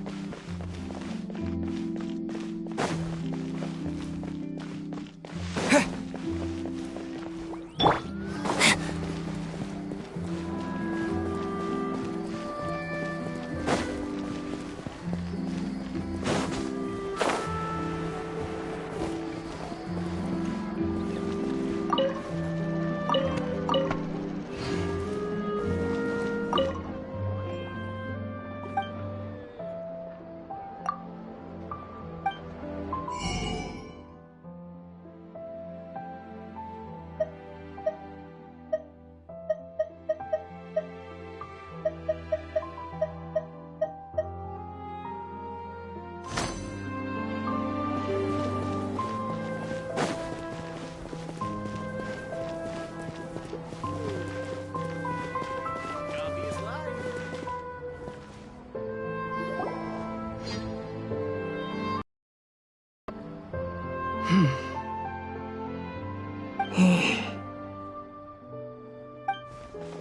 Gemma?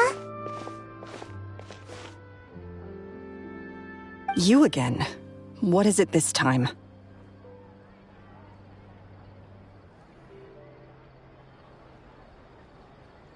We just ran into the men who've been threatening you, and we gave them a taste of their own medicine.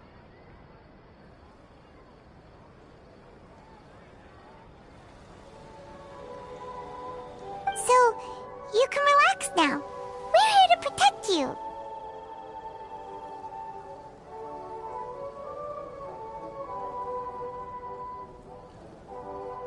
What? Why? I didn't tell you anything. Why would they come after you?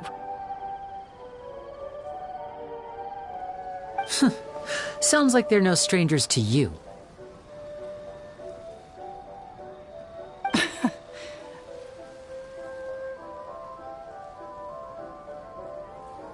That's putting it mildly. I know them all too well, and I hate them with every fiber of my being.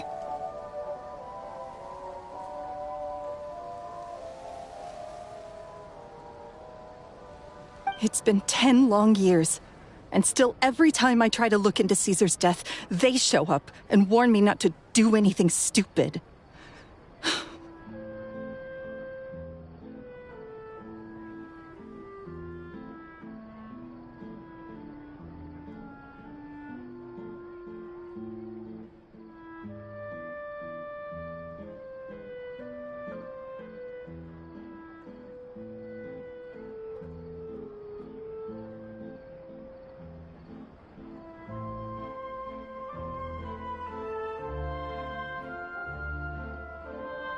How do I know I can trust you?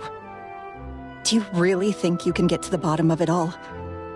And why are you doing this? I'm afraid I can't reveal all the details just yet, but I can promise you this. I will expose the Phantom Weasel's true identity. Because you see, this is a personal matter of the utmost importance. I give you my word. Trust me. Okay. How can I help you? I've heard that Caesar used to have a magic workshop where he kept a lot of his personal effects. If possible, I'd like to take a look at them. Do you know where it is? The Fleuve Sonde. But the place was sealed up by the police after his death, and no one's been there since.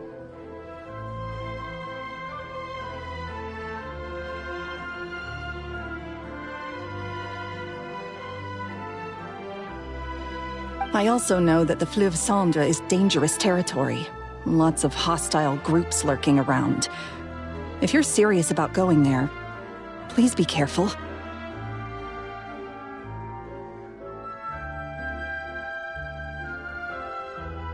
Understood. Lynette, you stay here and take care of Gemma. Don't let her come to harm. Got it. But if I'm staying here, I'm ordering dessert. I mean, bon appetit. But stay sharp, too.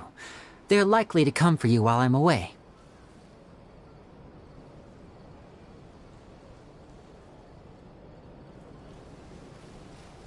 Okay.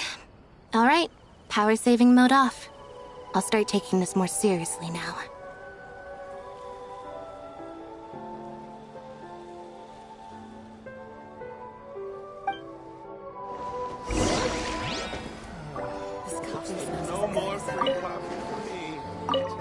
With me here, nothing will happen.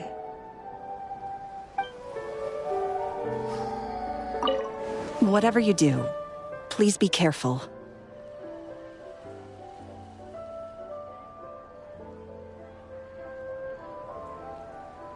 If anything happens to you because you're investigating Caesar, I'll never be able to forgive myself.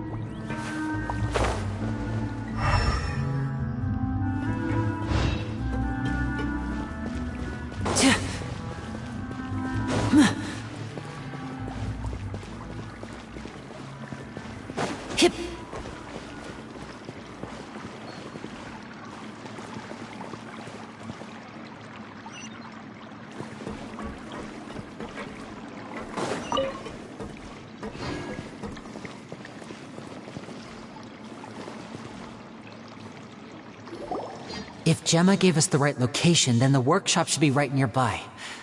Huh. Looks like these boxes are blocking the entrance. Let's shift them away first.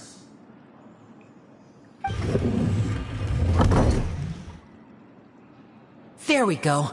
It should be just down here.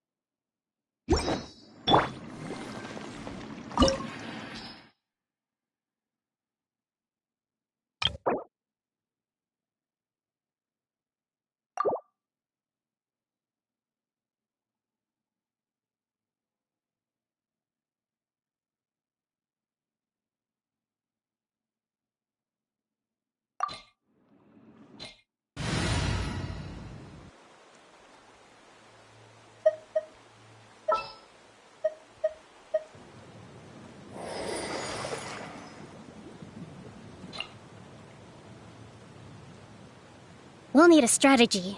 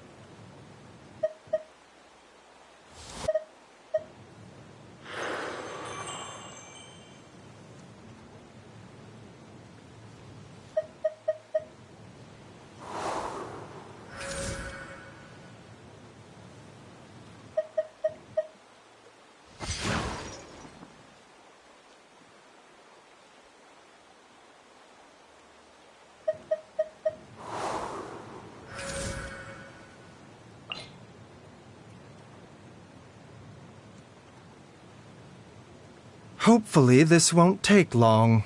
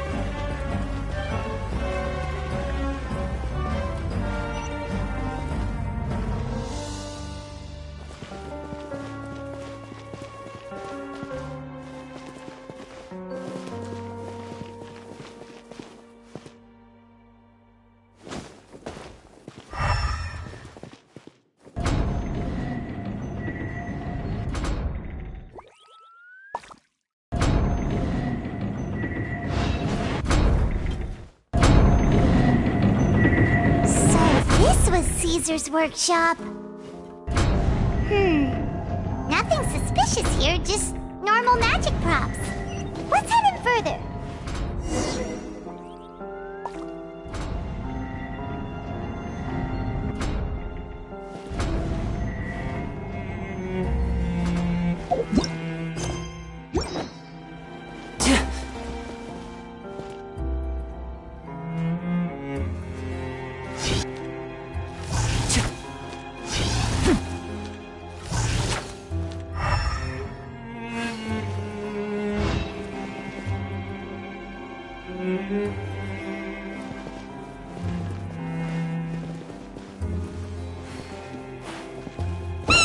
What was that?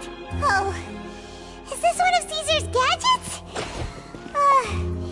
Guess we must have triggered some sort of device.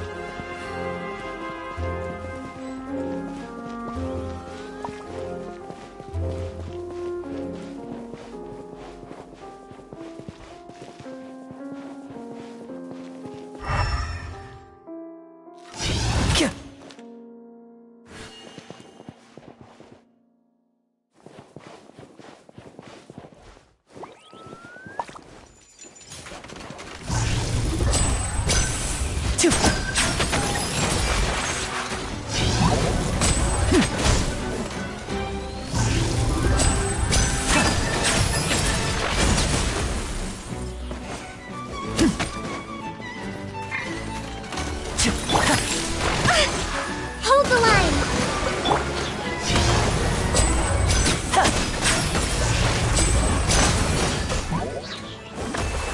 Whoa. Look! The doll on the box is glowing!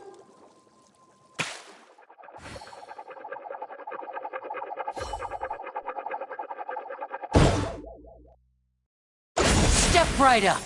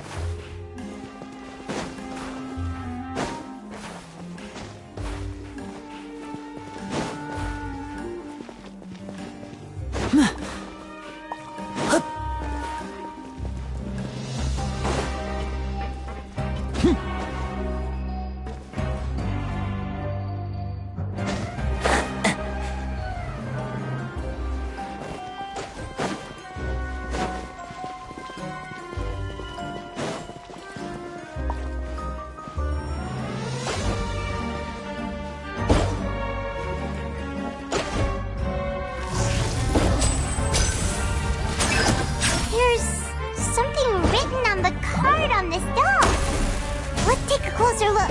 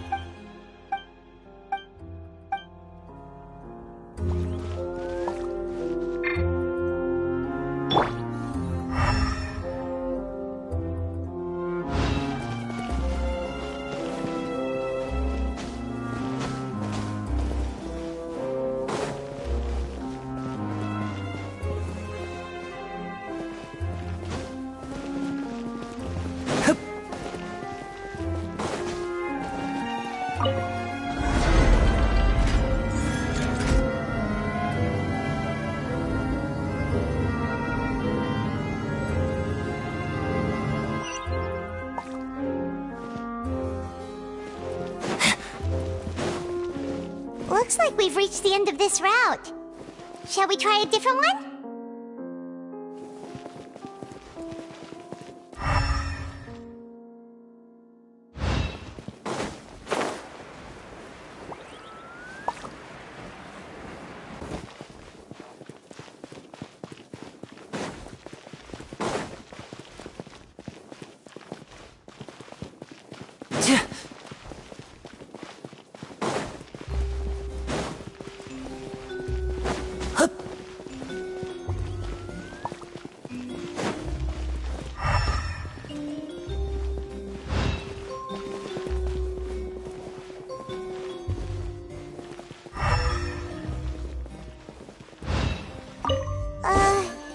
These magic boxes are moving.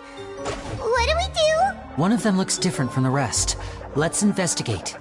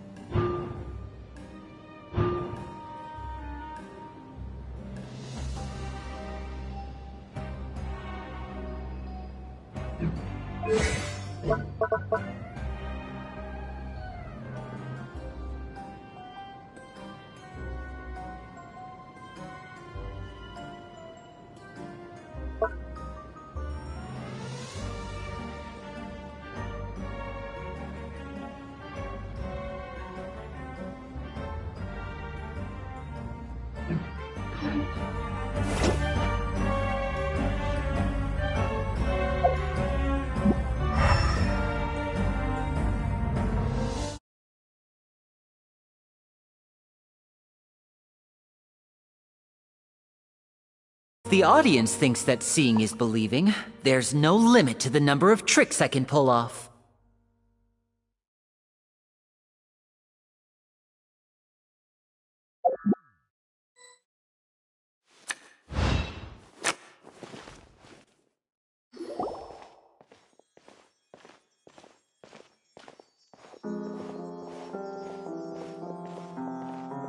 That's weird. Have we reached the end already?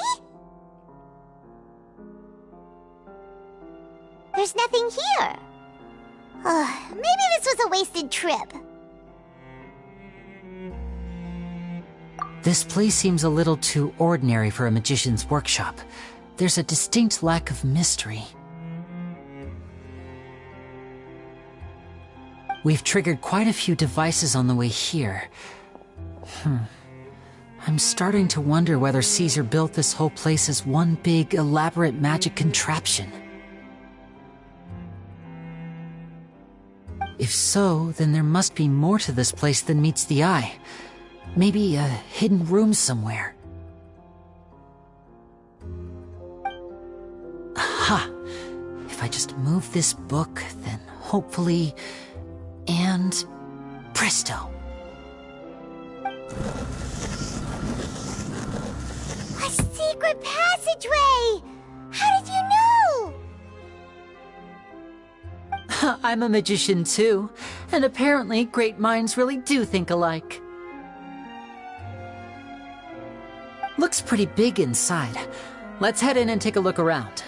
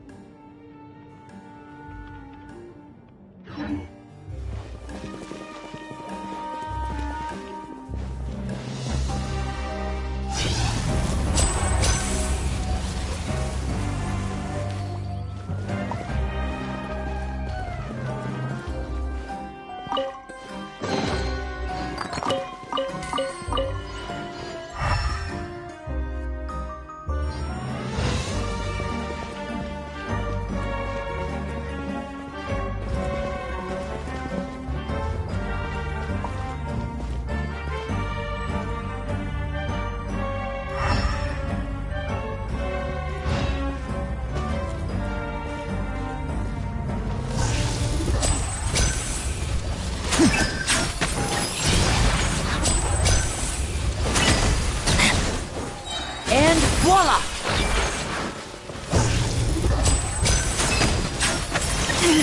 Stay calm, stay calm.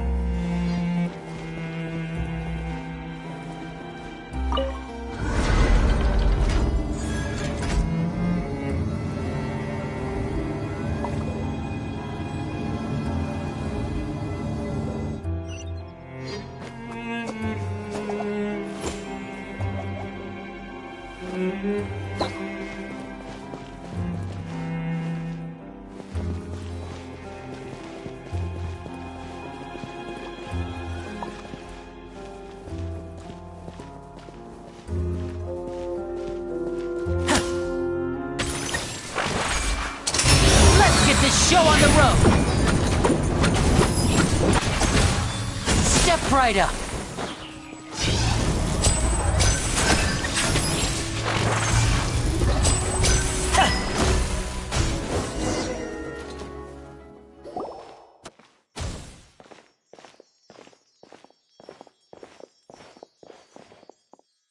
Why have you stopped, Lyney? Is there some device in that box? Huh. It just looks familiar somehow. Let me check this out for a second while you guys go on ahead. If anyone makes a major discovery, let's rendezvous here. All right, see you in a bit!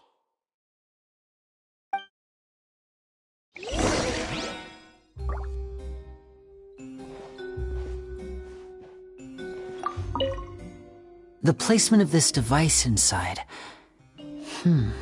If I remember correctly...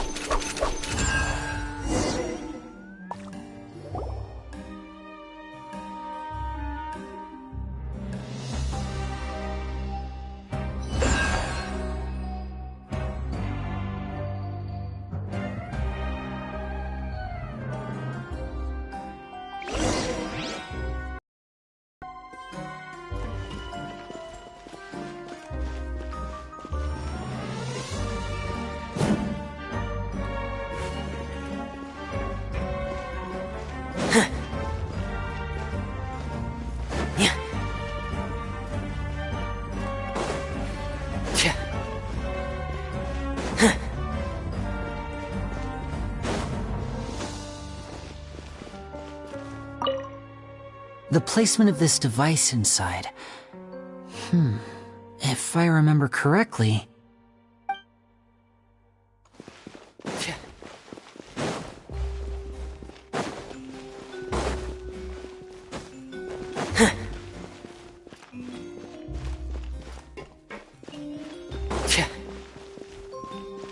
Wow!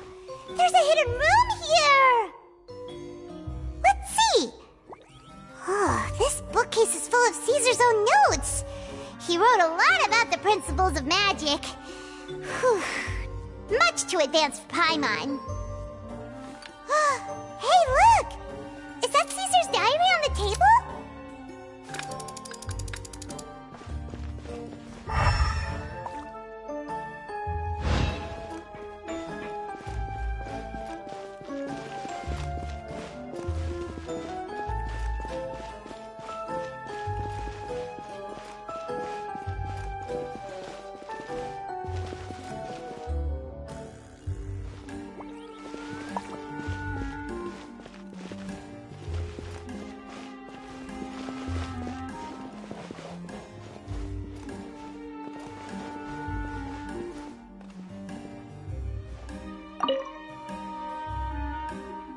This book's thick as a brick!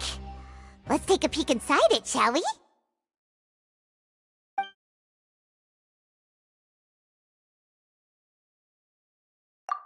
At one of my shows a few days ago, a child asked me how I pulled candy out of my hat. As a joke, I told the kid that the hat has a built-in wish-granting machine. Next thing I know, today a whole bunch of kids were pestering me to pull all sorts of things out of the hat.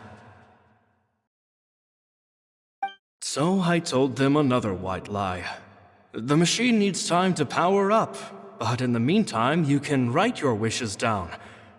Well, they took me up on that offer, enthusiastically. As I write this, I've only just got back from running around all over town, buying the things they wanted. Boy, are my legs sore. I wound up saving very little this month, but that's not a major issue. I now have a bigger problem. How am I going to hide all these things inside my hat?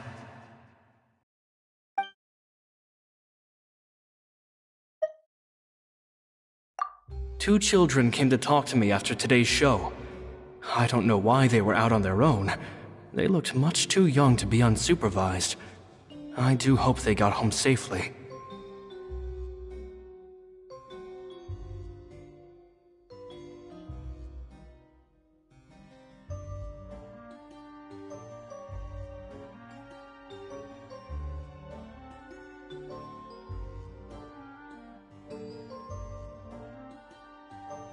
Anyway, they said that they wanted me to teach them how to do magic.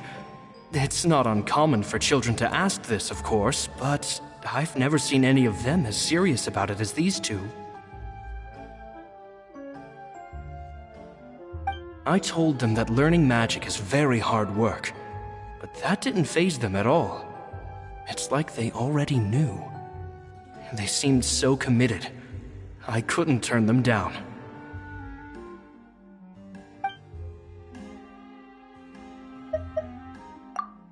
It seems like something's bothering Lorenzo lately, but he won't open up to me about it. Surely he's not upset that I agreed to teach those two children. I'll have to talk him around.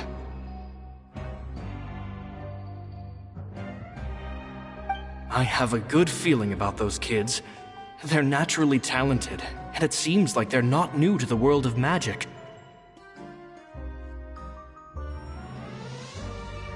They have all sorts of fantastic ideas. All I'm really doing is helping them develop a more professional standard training plan.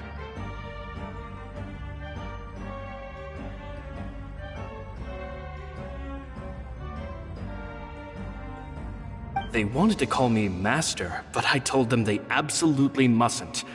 Any magician worth their salt could have taught them what I have. They're the geniuses here.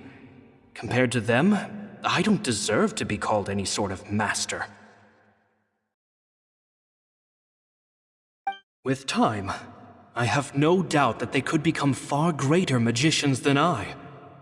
My only concern is why they're so mature for their age. I fear they've had to grow up too fast. I don't dare to imagine what they must have been through. Gemma thinks so too. She doesn't like being around them. Says that their eyes are too piercing. They don't bother me, but then again, I've never been the sharpest tool in the shed.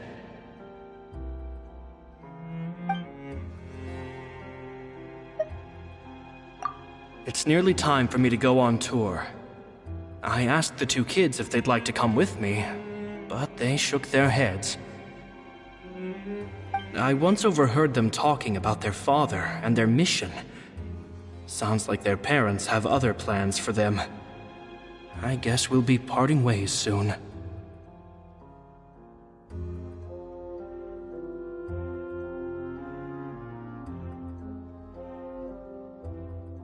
It's only been 10 days since I first met them, but I think that I've gotten a feel for their personalities now. They're very tough, but also very cautious, and they trust no one but each other. This, I fear, is not a good habit to have. They hide things from me too. For example, when I asked them where they live and why they wanted to learn magic, they lied. That's the thing about children. Whenever they're trying to cover something up, it always shows somehow. I can sense that their lives have been hard, possibly even dangerous too. They're not like other children. It's a shame that I can't do more to help them. After thinking things over, I decided to tell them a bit about how I see the world. It's full of lies and falsehoods, and that is why we must find our own truth. P.S. I hope they won't find my nagging annoying. Children are so opinionated nowadays. Will it do them more harm than good for someone they've only known 10 days to lecture them like that? P.P.S. Maybe I'm overthinking this. Children aren't interested in grand philosophies. It probably just went in one ear and out the other.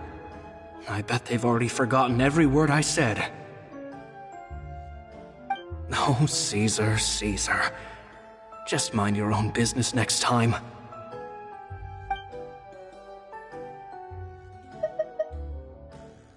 It's nearly time for me. I once overheard them talk. It's only been 10 days since They're very tough. They hide things from me. That's the thing about children. I can sense that their lives have been hard. After thinking things over, I decided to tell them a bit about how I see the world. It's full of lies and falsehoods. P.S. I hope they won't find P.P.S. Maybe I'm overthinking this. Oh, Caesar, Caesar. Just mind your own business next time.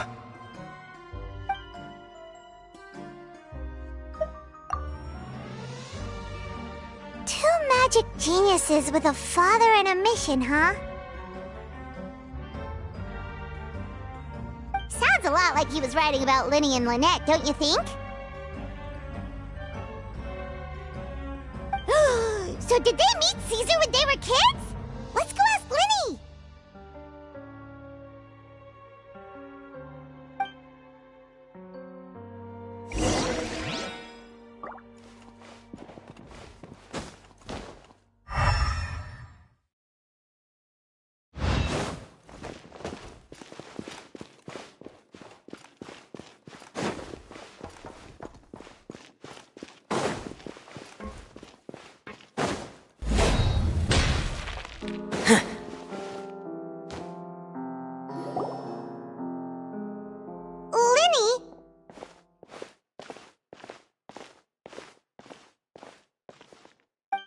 Hold that thought.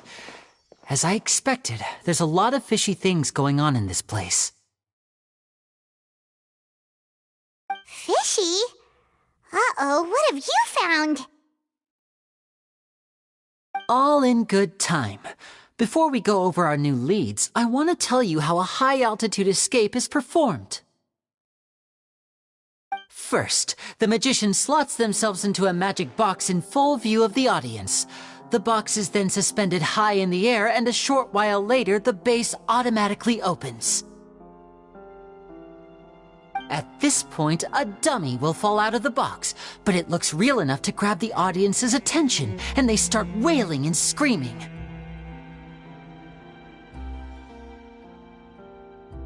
Meanwhile, the real magician, who has by now blended into the crowd, waits for a good moment to make their appearance and put on a hysterical performance.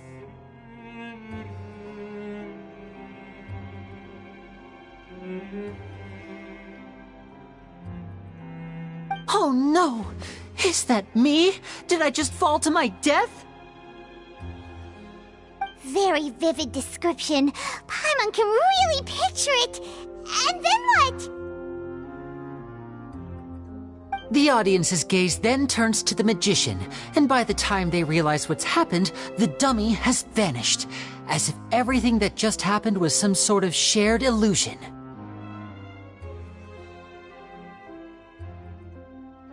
Of course, that's just how I think the process should work, theoretically speaking. The inventor of this trick never performed it successfully. When the box opened, Caesar was the one who fell out, and not the dummy.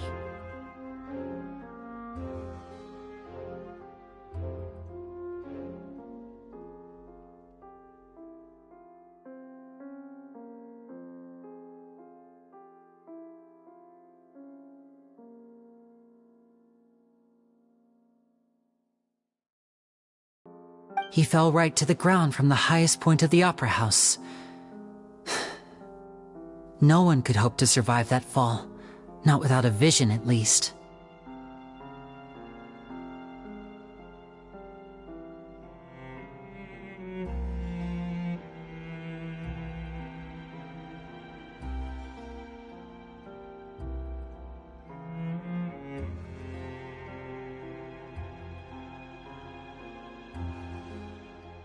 And no one else has ever attempted this trick since. My understanding of how it works is just based on what I could gather from his notes and the relevant gadgets here in his workshop. So Caesar's famous high-altitude escape has never been done, huh?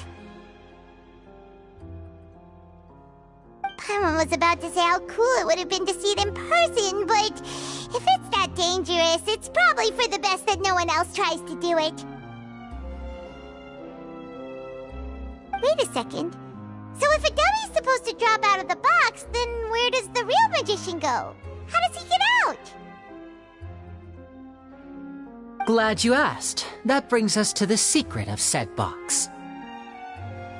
This box right here is the one that Caesar constructed himself to use in the performance, and it's not as simple as it looks. Inside, there's a device that only the magician himself would know about. Once the magician's inside and the box is lifted up into the air, the audience's view of the box is fixed at a certain angle. From where they're standing, they have a clear view of the front, sides, and bottom, but the back and the top are now no longer visible. At this point, the magician presses a button inside the box, opening a secret door out of view. He then escapes through this trapdoor onto the opera house roof, waits for the dummy to fall and distract the audience, and quietly returns to ground level.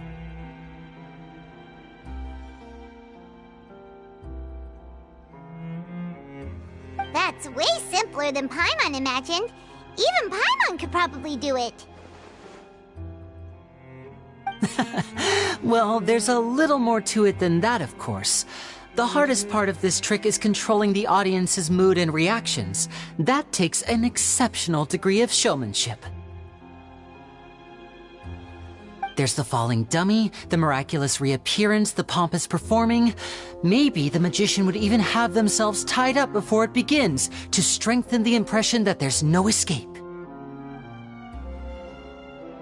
Many days and nights of careful research and painstaking practice would have gone into this, all culminating in a performance just a few minutes long, but one that still manages to transform the shock and grief of a tragic accident to the joy and laughter of a mesmerizing magic trick. Caesar was a highly accomplished magician, but unfortunately, even he didn't manage to pull it off. So, how did it go so wrong? You said you found some fishy stuff here. Have you figured out what really happened? I can make a pretty good guess.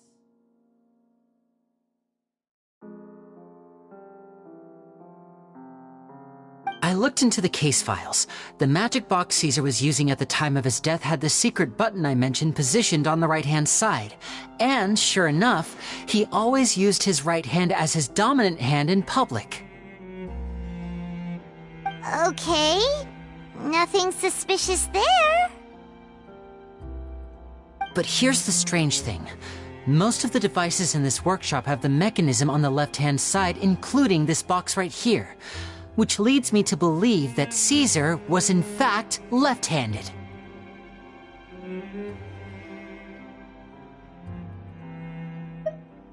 Because a magician can't afford to have their most basic habits stand out too much. People naturally focus their attention on the most important details of the task or situation at hand.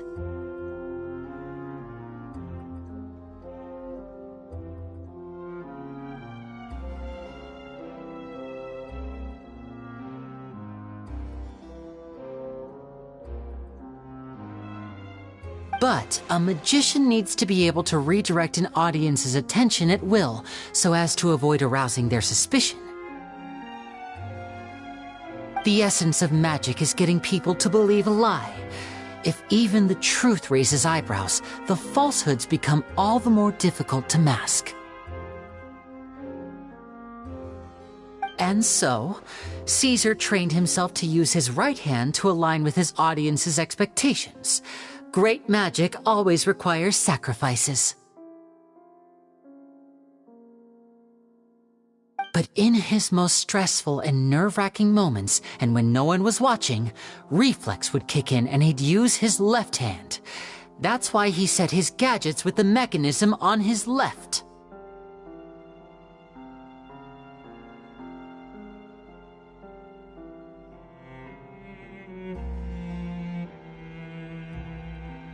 Exactly.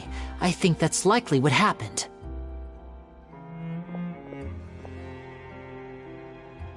Caesar would have been under a lot of time pressure during the escape. He'd have had mere seconds to open the hidden compartment, retrieve the dummy, then open the secret door and make a swift escape.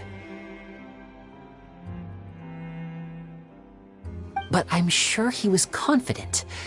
He would have rehearsed countless times to the point where it was second nature. He'd barely need to think about what he was doing because muscle memory would guide him through.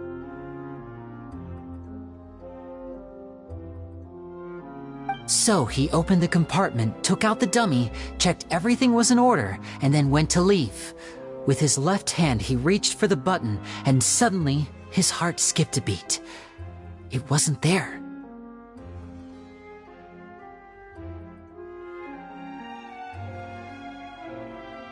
Much like when you reach for your keys but find your pocket empty, his mind needed a moment to process what was going on.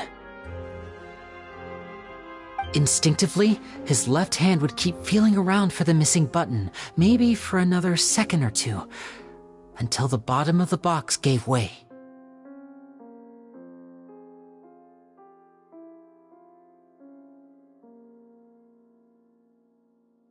With the stakes being as high as they were, just a 2-second delay cost him everything. The authorities would find nothing suspicious and conclude that his death was due to his own error. When in reality, someone switched the boxes, and they did it to murder him. But how would they be able to make the switch without being noticed? That would be difficult to pull off, no? It would have to have been someone who knew that he was left-handed, and who could move his props around without arousing suspicion. Someone who was always by his side. Isn't that right, Lorenzo? You just couldn't let sleeping dogs lie, could you? There's not a lot of people who'd go to all this trouble for some magician who died 10 years ago. I didn't want to have to do this, you know. Silencing you the hard way just creates more problems for me to deal with. But I gave you your chance. I hoped you'd do what's good for you and back off like the lady, but you disappoint me. You mean Gemma? So you are the one who's been threatening her! Yes, although however stubborn she might be, she was never much of a liability. But you people, you never even knew him, but for some reason you just wouldn't drop it. Which is why you can't leave this place alive. Take them out, and make it quick.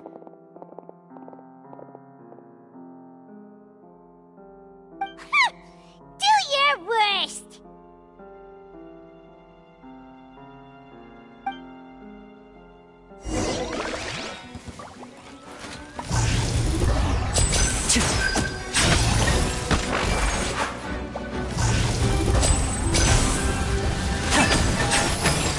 Now disappear!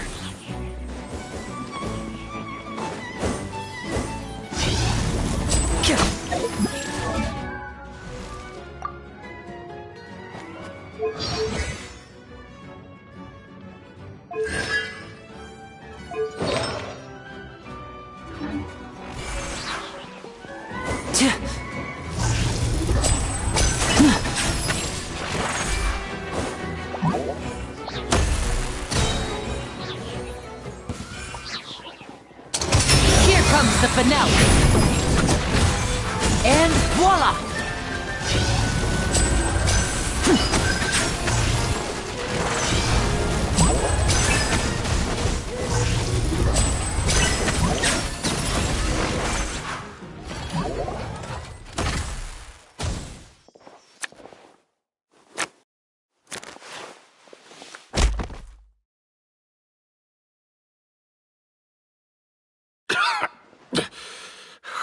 You kids are tougher than you look.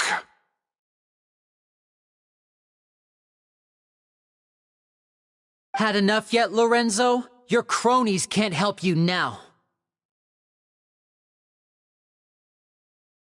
I think it's high time you started talking, and what I'd really like to know is, why did you murder Caesar? If I had a mora for every time you said that man's name. Of course you idolized Caesar, everyone else did. But I was the real genius magician. Me! He was just an amateur who did cheap tricks for gullible children. I was the one who made magic into the fine art it is today. The aristocrats doffed their hats to me! So it was jealousy.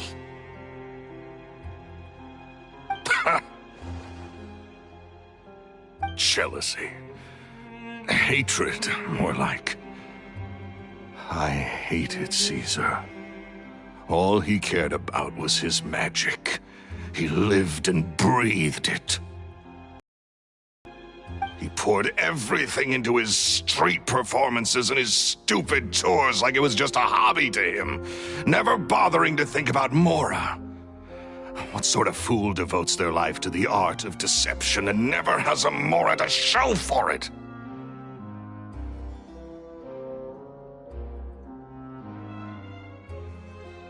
But the people loved him, didn't they? Oh, how they looked up to him. No one gave me a second look.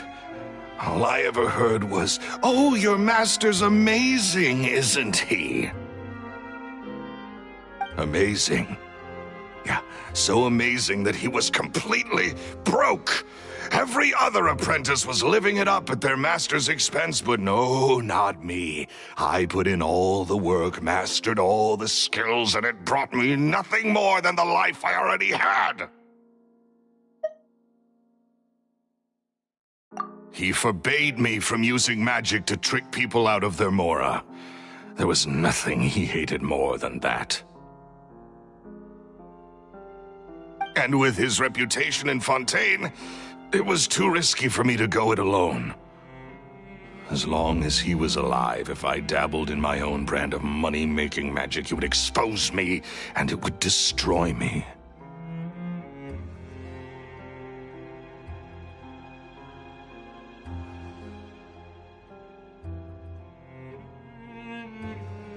I had to kill him. There was no other way. He had to go.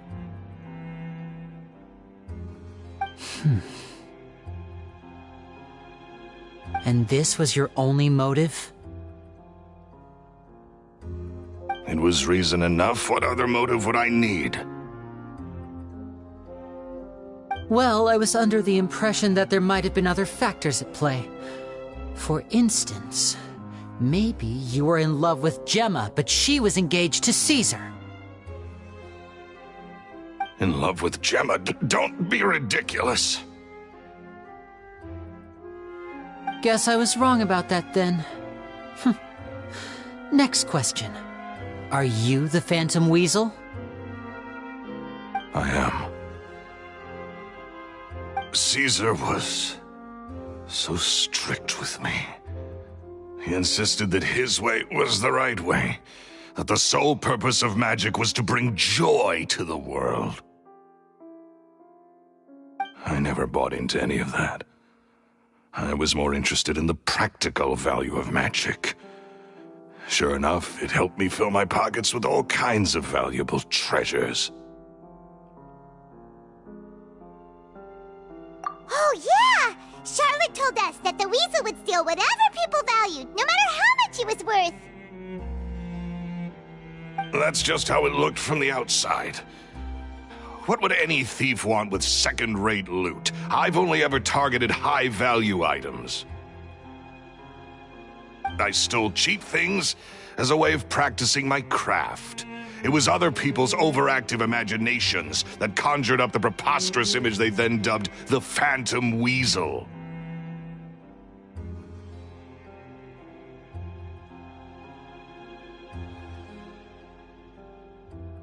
So, that's the story, huh? Well, I hope you're ready to tell it all over again during your trial. What choice do I have? You're a pack of wolves, and you've got me between your jaws. You've seen what's here, and my last-ditch effort to stop it getting out has failed. What else can I do? So be it. I've enjoyed power and wealth for the last 10 years, the likes of which Caesar could never give me. I wouldn't choose for things to end this way, but I regret nothing. Very well. In that case, I'll contact the guards. Traveler, Paimon, keep an eye on Lorenzo for me. I'll meet you just outside the workshop when I'm back.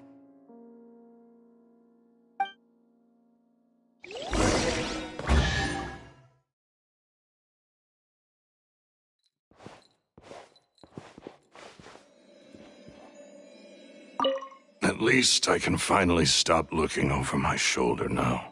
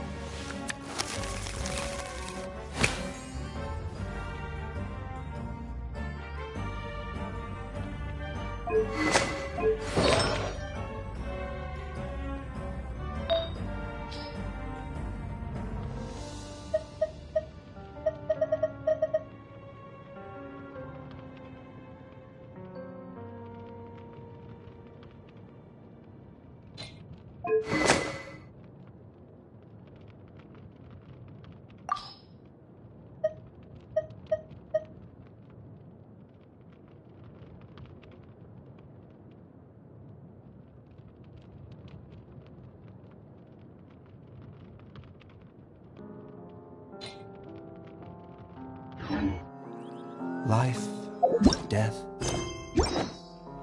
and the world around us all follow us. At least I can finally stop looking over my shoulder now.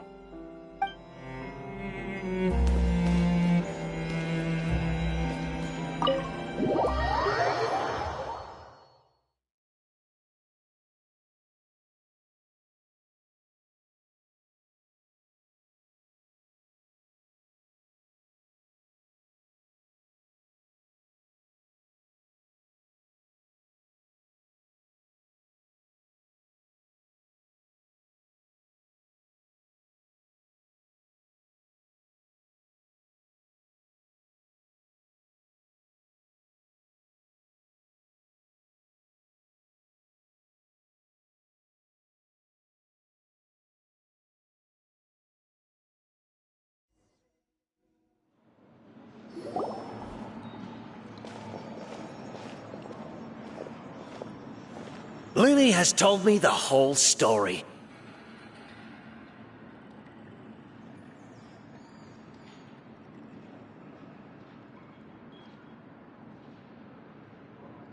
Lorenzo, do you confess to the murder of Caesar and to framing him for the Phantom Weasel's crimes?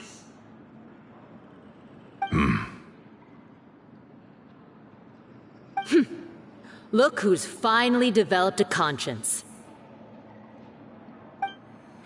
What kind of disciple murders their own master? I hope it was worth it, because there'll be hell to pay.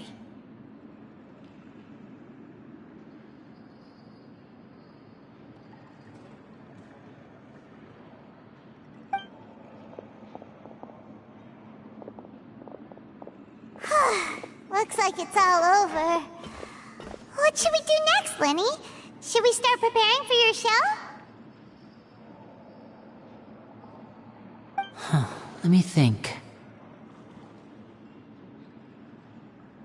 Let's rendezvous with Lynette and Gemma first. With Lorenzo in custody, Gemma will no longer have to fear for her safety. Good point! We should go tell Gemma the good news right away! It'll give her some peace of mind for sure!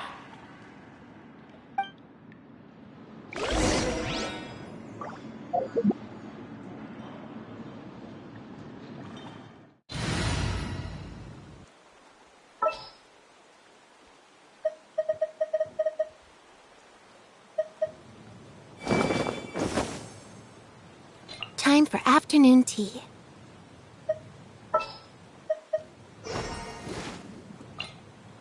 There's still a long road ahead.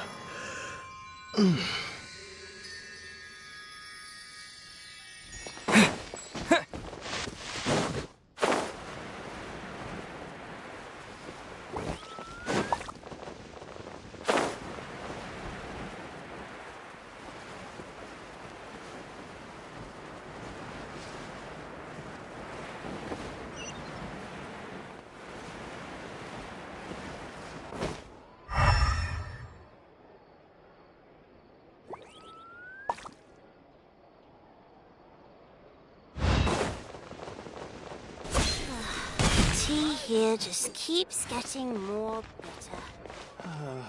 Looks like no more free coffee for me. Ah, you're back. You were so quick. I've only just finished my third dessert. Your third? Lynette, come on, we've talked about this. Everything in moderation. You're not gonna have any room left for dinner now.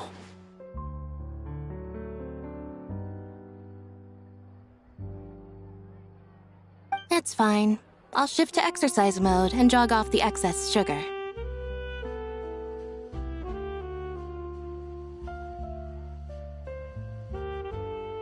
That's besides the point.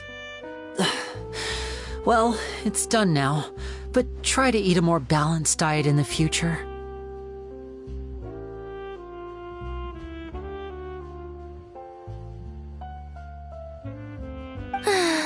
Point taken. Did everything go okay? Of course! Lorenzo was no match for us. The guards are taking him into custody as we speak. Gosh, that's amazing. I'm sorry, I still didn't know if I could trust you, but now it seems I can. I had my suspicions about Lorenzo, but I...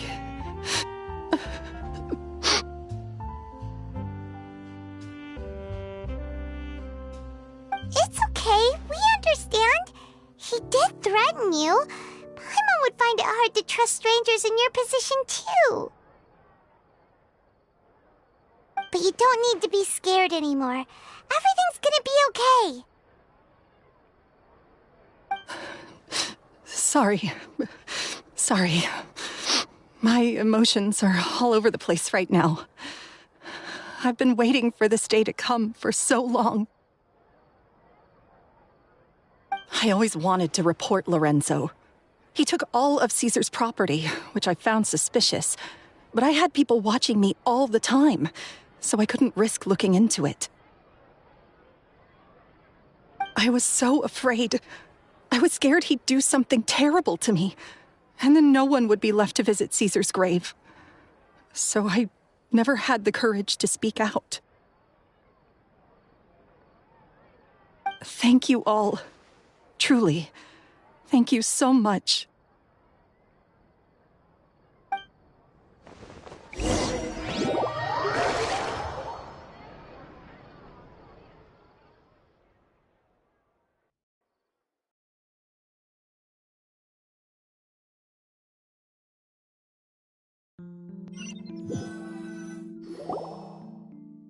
Thank you all for clearing Caesar's name.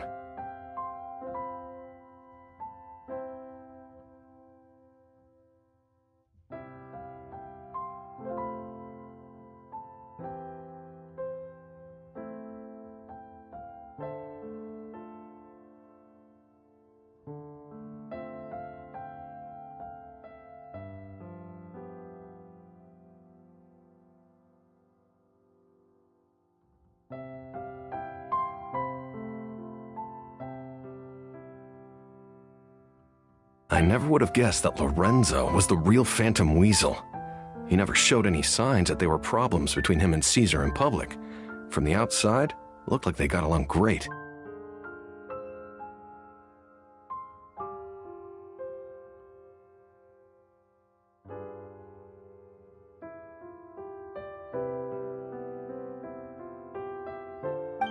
And to think that lowlife's been living life to the fullest all this time, while Caesar's name was getting dragged through the mud. It's a travesty. At least his soul can finally rest in peace now, thanks to your efforts.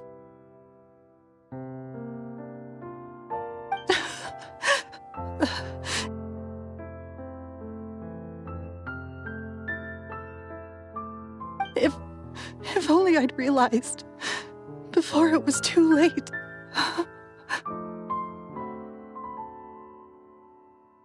Don't blame yourself, Gemma. This isn't your fault.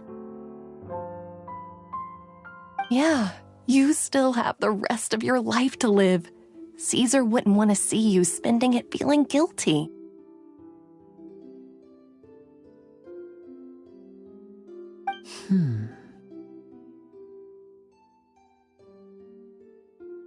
Cheer up, Gemma. My brother's doing a magic show at the Opera House tomorrow evening. Would you like to come along? It might raise your spirits. This show will be a special one. We're holding it in Caesar's honor.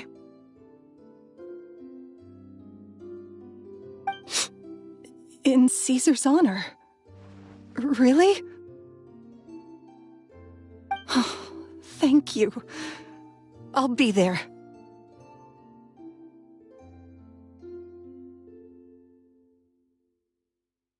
Great. We'll see you tomorrow evening. Traveler, Paimon, don't be late. Don't worry, we'll be there. No way are we gonna miss out on a free magic show.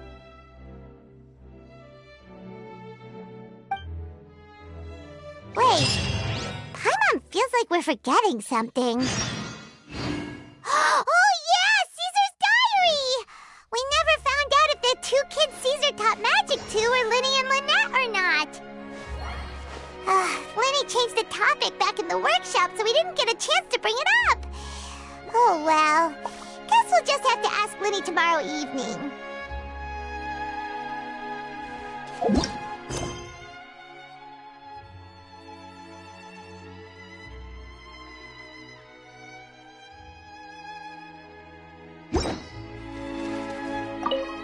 I've spoken many choice words about Caesar over the years. I'm so ashamed of myself now. He was such a good man.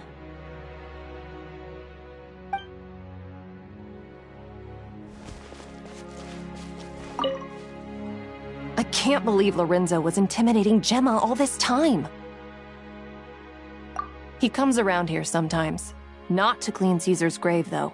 He just stands off to the side and watches Gemma from a distance. She must have known, but she never asked him to leave. I wonder why that is.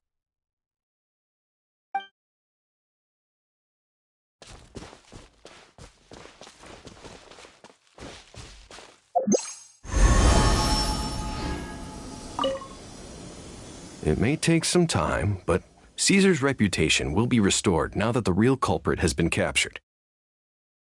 Looks like Gemma chose a good man after all.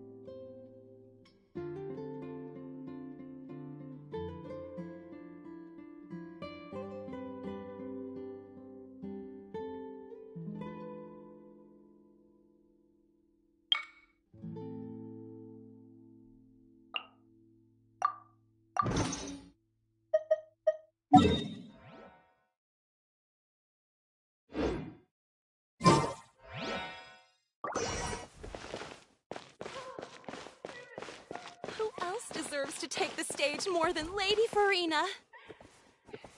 I prefer magic, personally.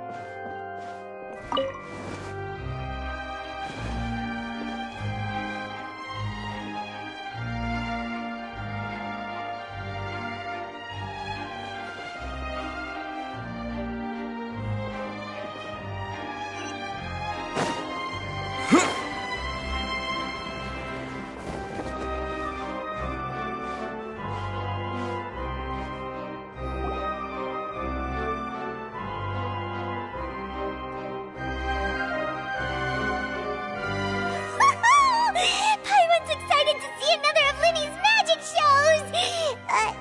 Wait. Lynette, shouldn't you be on stage by now?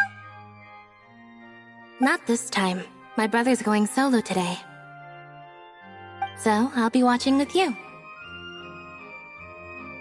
Good evening, ladies and gentlemen. I hope everybody's ready because the show is about to begin.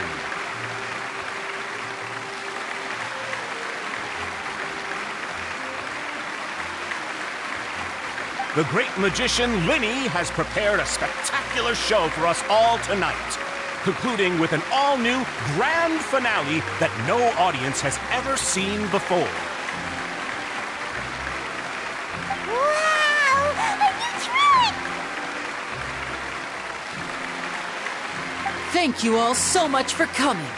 Now, prepare to join me on a journey through the mystical and miraculous.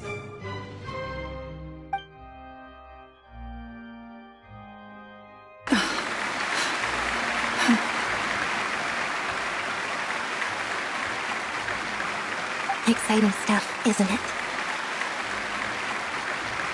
Yes, it's just... It reminds me of him.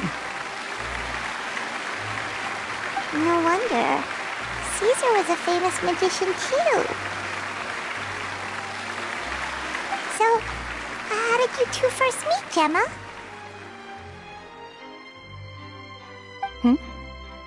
Well, I was out on the street once, and I saw him performing for little children.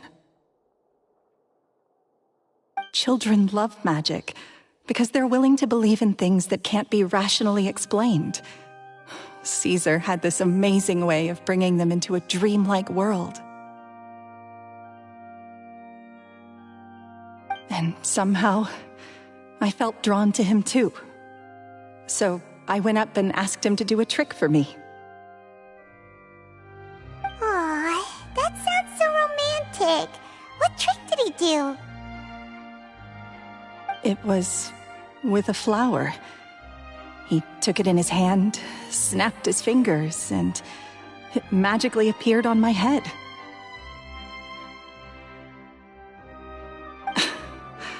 I was so happy that day.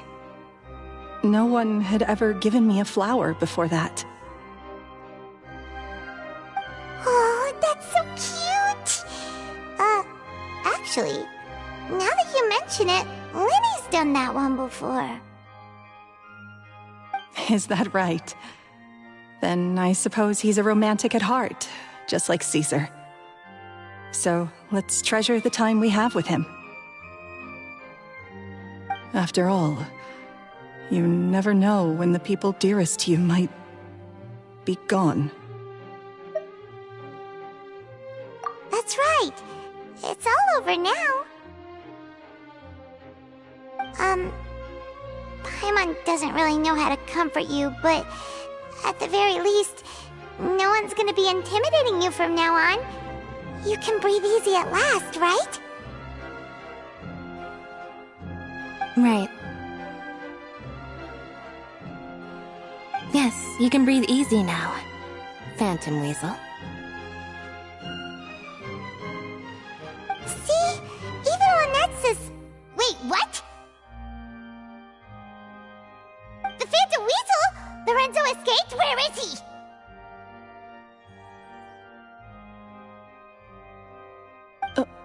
What do you mean, Phantom Weasel? As Lyney once said, a performer's job is to commit fully to their role and put on a flawless performance for their audience.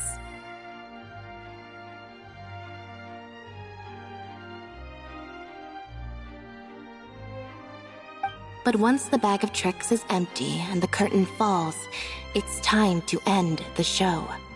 The spotlight is no place for someone with no more cards up their sleeve. It's been 10 years, Gemma. Aren't you tired of the grieving widow act? I think it's time to put an end to it. What are you talking about? Paimon doesn't like this riddle. Traveler, Paimon doesn't like where this is going. Come on, say something!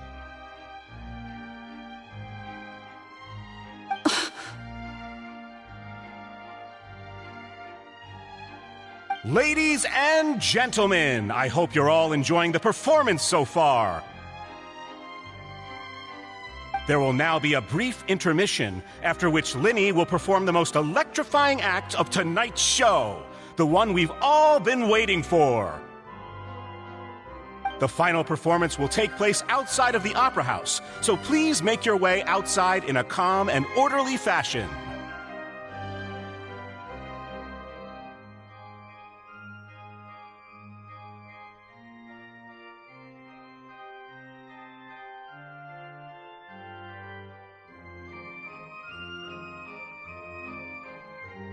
The Phantom Weasel never did like public places, did they? Don't worry, this place will be quiet soon. Let's talk somewhere else for now.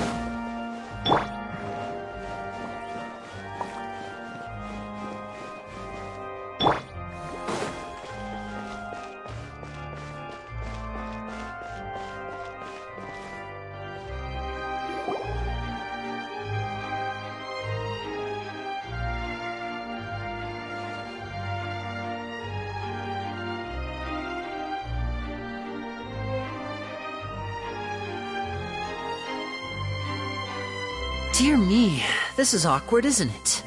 And unfortunately, I'm all out of gadgets, so I'm afraid I can't do any tricks to liven up the mood. This is a big mistake for a magician to make, but thankfully, I do have a backup plan. Now, who wants to hear a story? Lyney, don't we have more important things to address right now? Lynette accused Gemma of being the real Phantom Weasel a moment ago. Oh, what the heck's going on? All in good time. Magicians are good at guessing what people are thinking. I know the questions you want to ask. And as it happens, the story I'm about to tell might answer a few of them. Really? Well then, let's hear it! Paimon's dying of curiosity here! Let's go back to the very beginning. A decade ago, when the Phantom Weasel was terrorizing the court of Fontaine. She never missed a target, never left a trace, and no treasure was safe from her thieving hands. But as her infamy grew, so did the readiness of the police, and her opportunities to act became ever fewer. Every day she ran the risk of being exposed for who she was.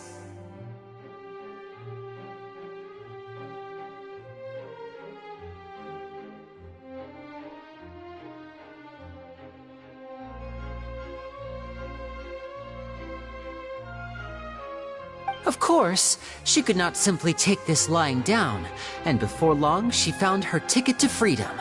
She would create a scapegoat, a false weasel to close the chapter on her behalf.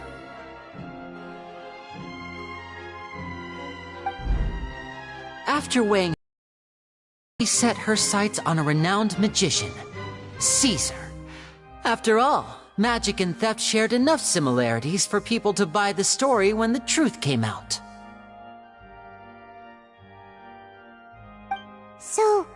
So then what? Being the master deceiver she was, the weasel easily earned Caesar's trust. Now all that remained was to frame him for her countless crimes.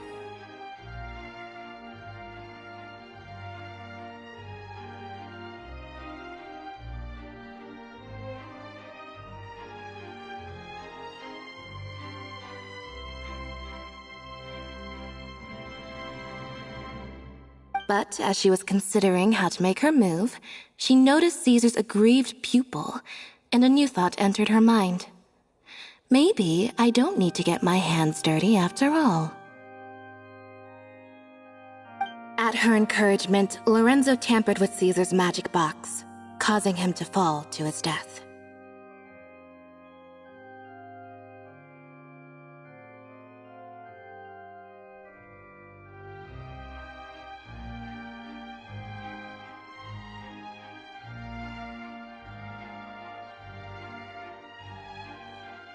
Afterwards, Lorenzo seized his master's property, and the weasel set about tarnishing Caesar's reputation.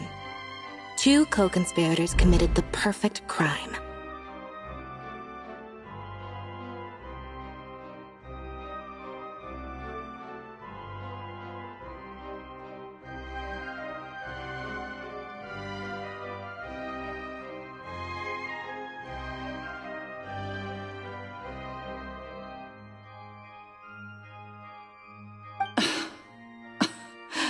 I've got to hand it to you. You're both exceptional storytellers. It's enough to make even me wonder whether there was really another mastermind behind all this, pulling the strings. But I just have one question. You seem to think that I am the villain in this tale. What's brought this on, Lyney? Is it something that Lorenzo said? Don't worry, Lorenzo said nothing at all. But I never believed that he was the weasel, and in fact, my investigation only made me more certain of that. He was too forthcoming with his confession, as if there was something else he was trying to hide. How disappointing. So you'd sooner trust Lorenzo than me, even without a shred of evidence? A magician is an expert at playing the audience to get the result they want. And I have no doubt that you, Gemma, are equally talented in this regard. With a little help from Lorenzo, you put on a very convincing performance. The lovesick fiancé, whose devotion to her betrothed is unshakable, even under threats of violence.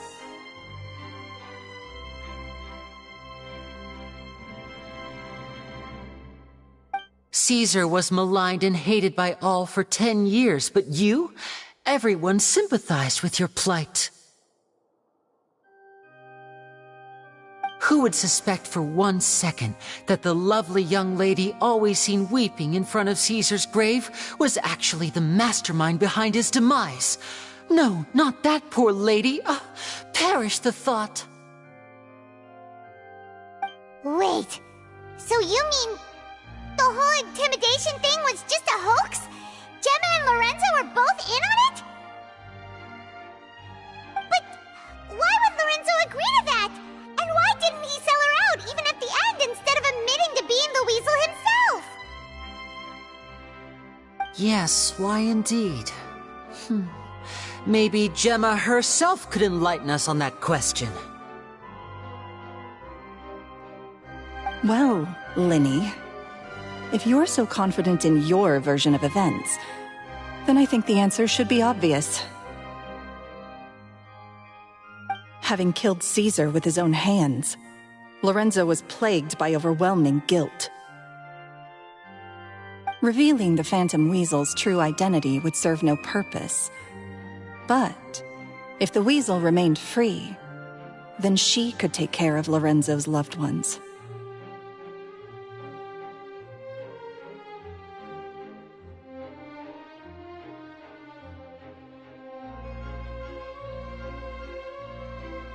An excellent answer, though sadly a little dull. Is that right? Well, don't let me bore you. If you'd care to change the topic to something more interesting, I'd be much obliged. As a matter of fact, there's one thing I'd really like to understand. Why would the real Weasel have targeted things that only have value to other people? Could you shed any light on that? Of course. After all, we're just telling stories here, aren't we? If I had to guess, I would say that the real Weasel must have had a terrible childhood. Left to fend for herself after her parents died young.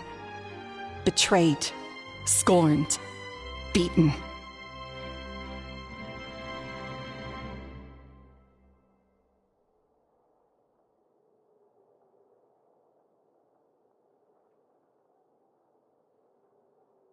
She'd scrounge waste paper from garbage bins to draw on, using twigs and dirt for lack of ink and pen.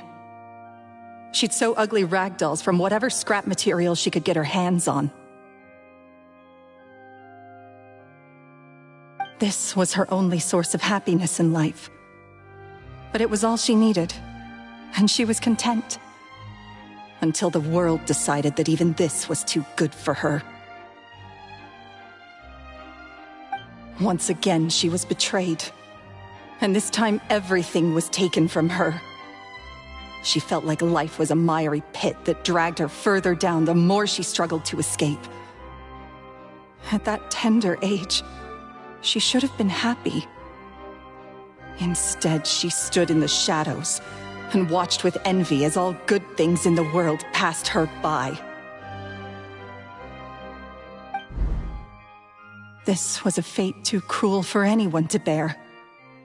Her pain became a breeding ground for dark thoughts. Thoughts which festered and grew into a twisted solution to her troubles. I detest the happiness of others, in all its forms alike. I will rob them of everything they hold to be good and true, and it will fill the void in my soul. That's some pretty heavy stuff. Now it all makes sense. Does this story satisfy you, Lyney? Yes, it is quite to my tastes. Thank you for helping to clear up my confusion. Huh. That's right! What drove you to write that letter, Gemma? What were you trying to achieve there? 'Cause without that, none of this would have ever come to light! She didn't write the letter. After 10 long years, I'd hoped that the Phantom Weasel would be consigned to the history books by now. But it seems like someone still wasn't ready to let her finally be at peace. Lyney. Or should I call you the Phantom Copycat now? You were the one who posted that letter outside the Opera House. But why? Very sharp, Phantom Weasel. Still as shrewd as ever. Well, no need for me to be coy about it. Our goal was to clear Caesar's name. The most straightforward way to change the public's impression of Caesar was to force the Weasel to show themselves. That's it? You had no other agenda? Of course we did. We made it quite clear in the letter, I believe. I shall take from you that which you hold most dear, just as you did to me 10 years ago.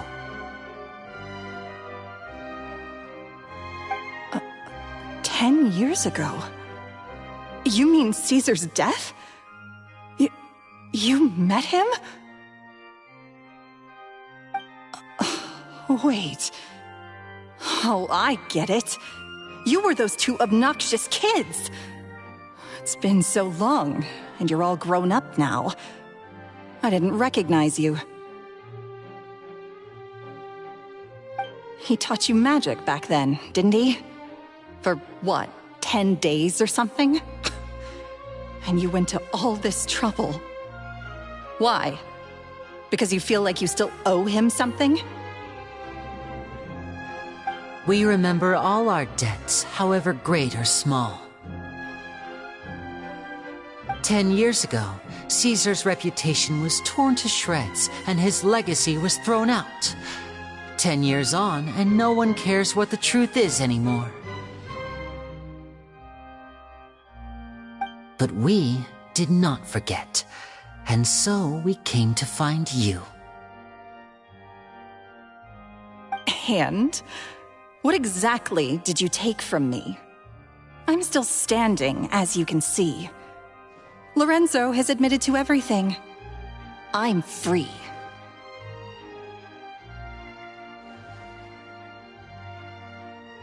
Free? Do you really think so? Caesar once told me that even though the world is filled with lies and falsehoods, we must find our own truth.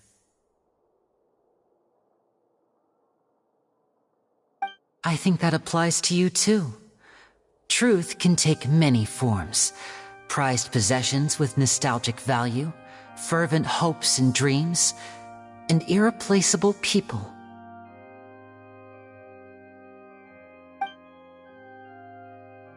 Life took many things from you, and those wounds never healed. When they ached unbearably in the dead of night, stealing became your way of numbing the pain. What are you trying to say? I'm saying that for the last 10 years, you've been living a rather uneventful life. Perhaps that's because you found something other than a life of crime to fill the hole? Back to Lorenzo for a second. He murdered his own master, played along with your act, and took pains to make sure any suspicion would be directed towards him. But what did he have to gain from all that? He knew who you were and the things you'd done, and despite that, he was willing to give everything up for your sake. He's the reason that you haven't felt the compulsion to steal in all these years.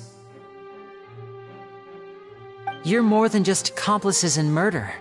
You're the only real friends each other has. So I think you know, deep down, that he is the only truth you have in your life. But that truth is gone now, and I guarantee you, you'll never see it again.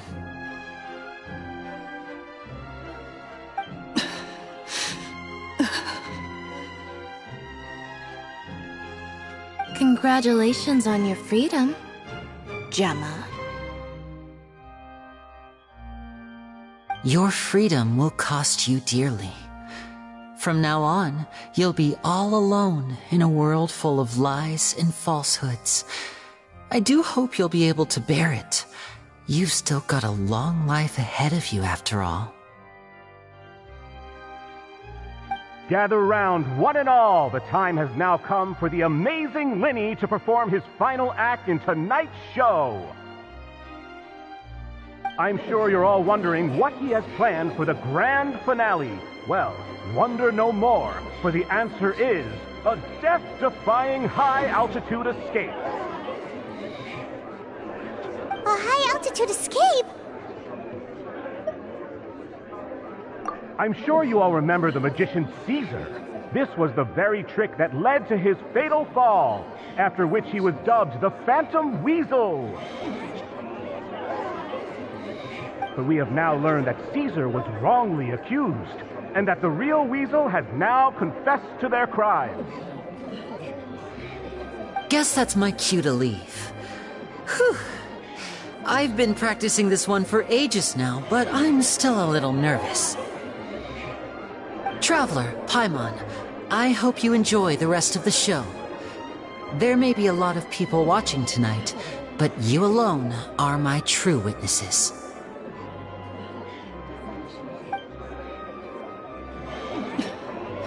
Lyney, wait. You two hid a lot from Caesar. He went to his grave without ever knowing your secrets. So what about now? Are you an open book? Or are you still the same as ever? You don't have to tell lies to end up isolated and alone. One day, you'll end up exactly where I am today. Maybe then you'll finally understand.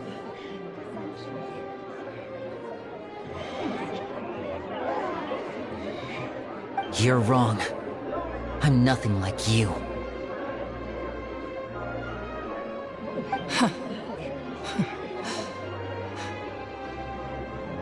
So,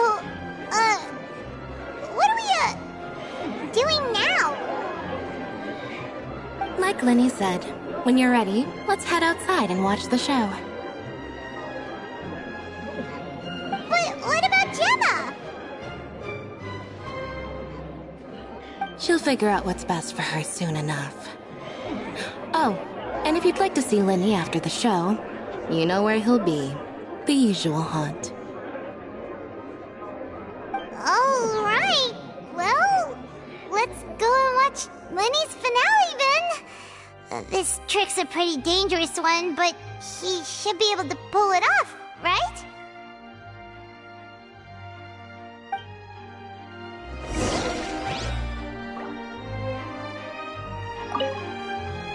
Magicians are not like thieves.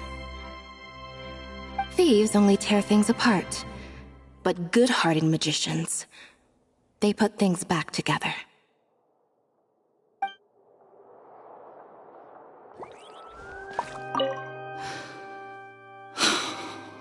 What is my truth? Sometimes I think I'm like a gambling addict. All I care about is winning, and it doesn't matter what's at stake. By the time I come to my senses, I'm left with nothing. Oh, if I had my time again.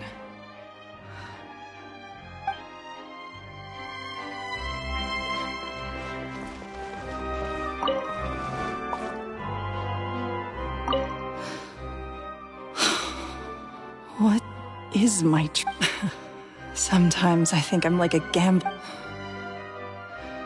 By the time I come to...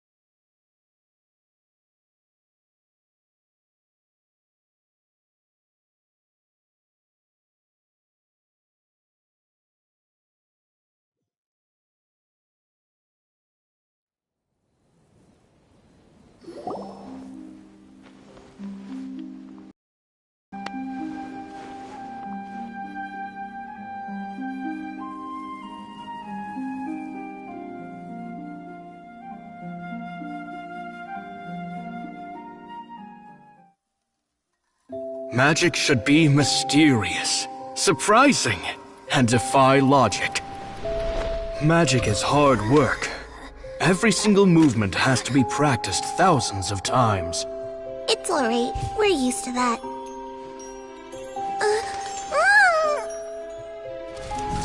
We're sorry. You've taught us so much, but we can't tell you the whole truth. It's okay. Do you still remember what I told you? This world is full of lies and falsehoods. I only hope that one day, you can find your own truth. What about you? Have you found your truth? Magic is my truth. I want to perform a magic trick so great that people will always think of me when they talk about it. For a magician, what greater honor could there be? Look! Behold! Lyney is sealed inside the box. Will he manage to escape?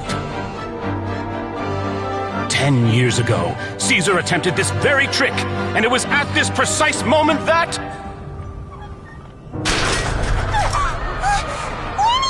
Watch out!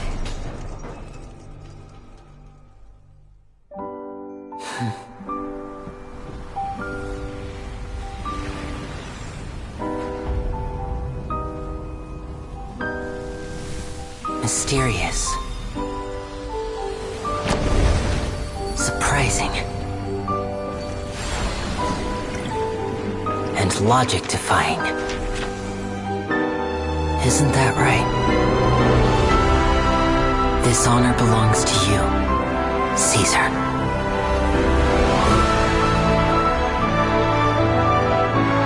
I'm just sorry it's a little late.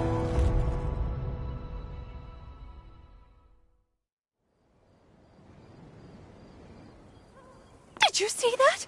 1 minute he was falling, and the next, he turned into flowers. How could he possibly have done that? How mysterious. I didn't blink once. He just vanished, right in front of my eyes. What a heart-stopping magic show! This was really worth the trip. Caesar's name has finally been cleared, and Fontaine's new star magician Lyney has fulfilled a wish on his behalf. Oh, I couldn't ask for a better grand finale. It will make a great headline for the Steambird tomorrow, even if I do say so myself. Whew. Looks like everyone really loved Lyney's grand finale.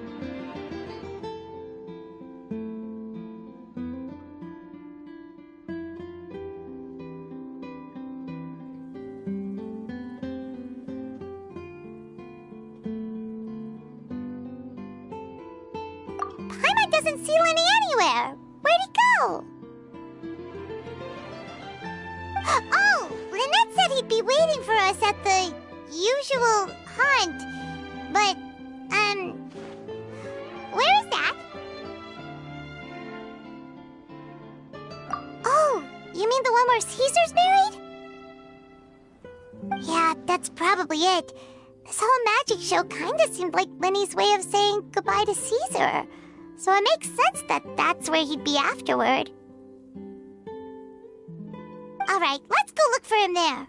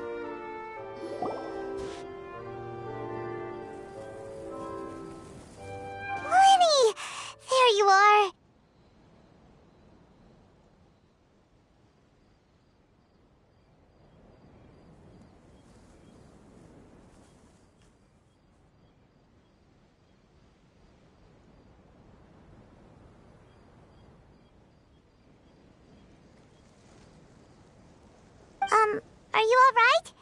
Paimon was scared to death when the chain broke. Paimon was sure something had gone horribly wrong. Magic is a performance art. A magician has to get creative to keep the audience on tenterhooks. That's our job. So I tweaked Caesar's original setup a little to keep it fresh. I was honestly a little nervous during the live performance. The thought of falling, suddenly feeling weightless, seeing the sky and the ground spinning and spinning. Sometimes, I can't help but wonder what Caesar thought in those final moments. Did he regret taking Gemma and Lorenzo on? Or did he believe that it was his own slip-up right until the end? You know, Paimon's been wanting to ask you about something ever since we were in Caesar's workshop. You learned magic from Caesar once, didn't you? When was that? After I joined the House of the Hearth. To be honest, Lynette and I had an agenda when we approached him. I told you about my past before, remember? As a young boy, I survived by secretly learning magic from street performers. I'd watch their tricks and try to figure out how they were done. But I quickly realized that observation alone could only get me so far. What I saw was the polished final performance, but the rigorous training they put in behind the scenes remained invisible to me. I needed to learn how to improve my sleight of hand, hone my misdirection skills, and make niftier props. We were gifted enough that we'd made some progress by ourselves, but without proper guidance from a professional magician, we quickly plateaued.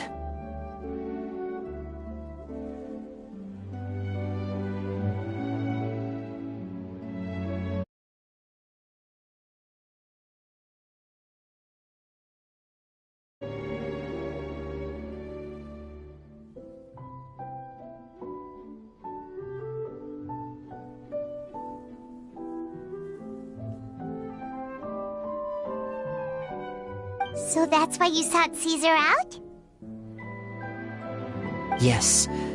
We figured there was no harm in asking, but it took us by surprise that he was so willing to teach us. In all, we only spent 10 short days together, but he was very good to us. By contrast, we hid so many things from him. For instance, when he asked why I wanted to learn magic, I answered, "It's my passion." But in truth, there was already a lot more to the story by then. After being taken in by an aristocrat for our magic talent, then betrayed soon after, this was no longer about me doing what I loved. What amazed me was how the lie escaped my lips even as I was hesitating over whether to tell him the truth. Trust is a beautiful thing. Sadly, I'd forgotten how to trust by then. Lyney.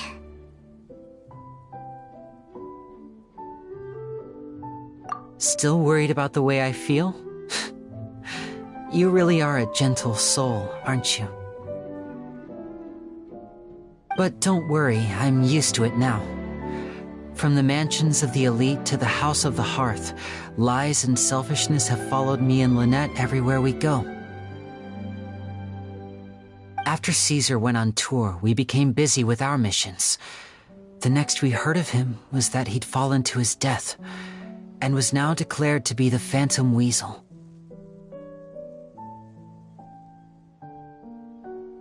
That night, I remembered his smile.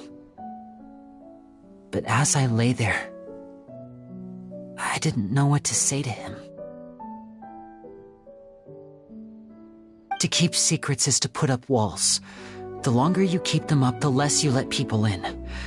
Then, one day, you look around and realize your life is like an empty auditorium after a show.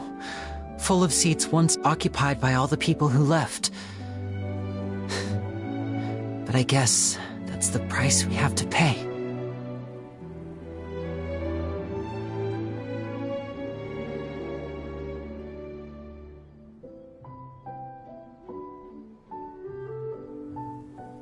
You only realize how much someone really meant to you when you lose them completely. That's why I was so confident this would hurt Gemma. Because I felt it for myself.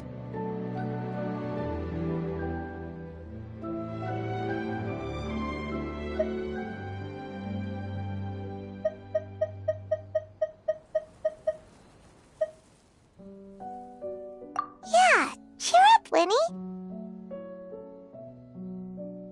We've had to say our fair share of goodbyes during our journey, too. But whatever happens, Paimon always believes in what tomorrow brings. Delicious food, fun toys, and the Traveler by my side. Paimon just needs to focus on things like this, and all the unhappy stuff goes right out the window. You know, Traveler, doesn't that kinda make you Paimon's truth? Exactly. It's the same for me and Lynette. We are the truest thing each other has in the world, and nothing can replace that. Life has taken plenty from us, like it did from Gemma. But at least it left us with each other. That's what gave us the strength to get through the darkest days.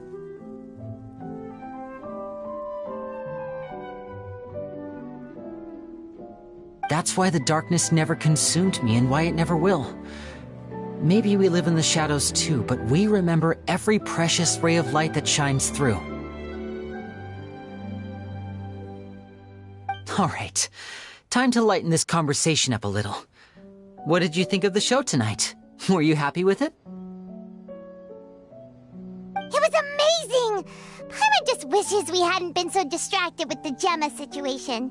We spent most of our time in the Opera House just talking and pretty much missed the entire first half of the show.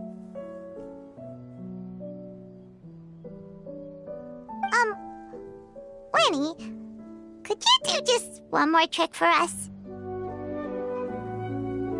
Whoa, that's a bit of a tall order, I'm afraid. The show's just finished, so my sleeves are decidedly card-free right now. Aw, come on! Surely you can think of something. The Lyney Paimon knows can do anything if he puts his mind to it. Oh, all right then. I'll give it a go, but only because it's you. Watch closely. I have a flower in my hand. You liar! There's nothing in your hand! We ain't going along with this! Huh? My goodness, you're right. But I could have sworn I brought one here with me. Okay, try this. Count down with me. 3, 2, 1. 3, 2, 1. Now, have another look around. Maybe the flowers appeared somewhere else. Really? Let's see. Wow, there it is! Oh, this is a different flower from the last time, right? This one's called, oh yeah, a rainbow rose.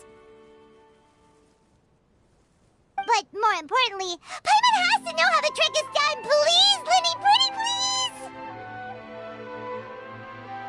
Well, if you want to learn magic, you'll have to start by addressing me as teacher.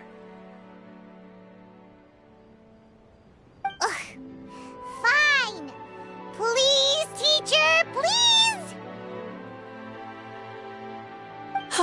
Since you asked so nicely, I'll share one little tip with you. Namely, the student of magic cannot solely rely on others being prepared to reveal their secrets. You have to observe, think, and find the answers for yourself.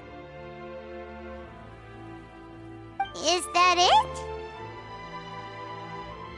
Ah, look at the time. We shouldn't linger here too long. Thanks again for coming to see my show. I bid you both good night. I look forward to seeing you again. All right, fine. See ya. Shall we head back now, too? Oh, Paimon can't wait to read The Steam Bird tomorrow. Paimon bets Lyney and Caesar will be plastered all over it. Let's head to the Steam Bird's offices tomorrow morning and see what we can find out.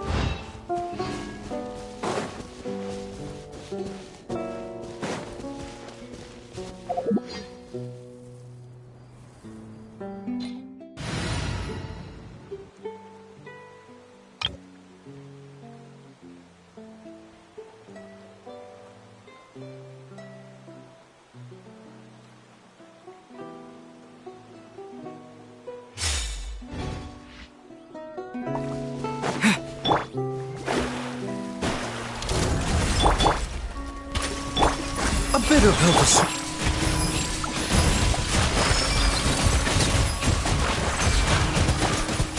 Water jet!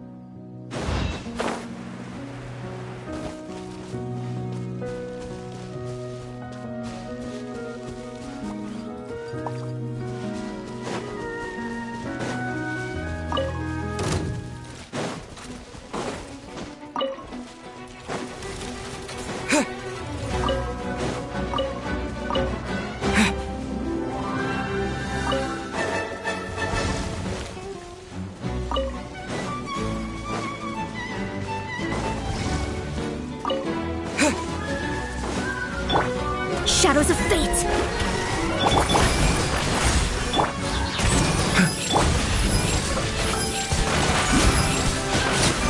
Go!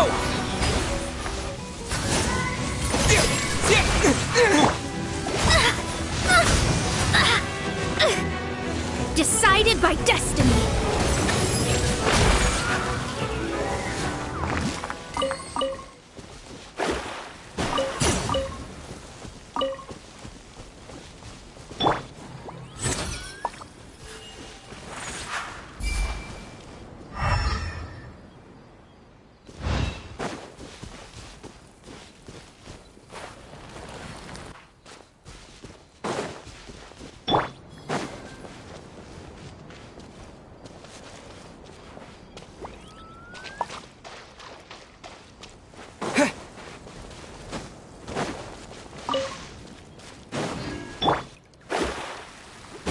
Delve into destiny. Go!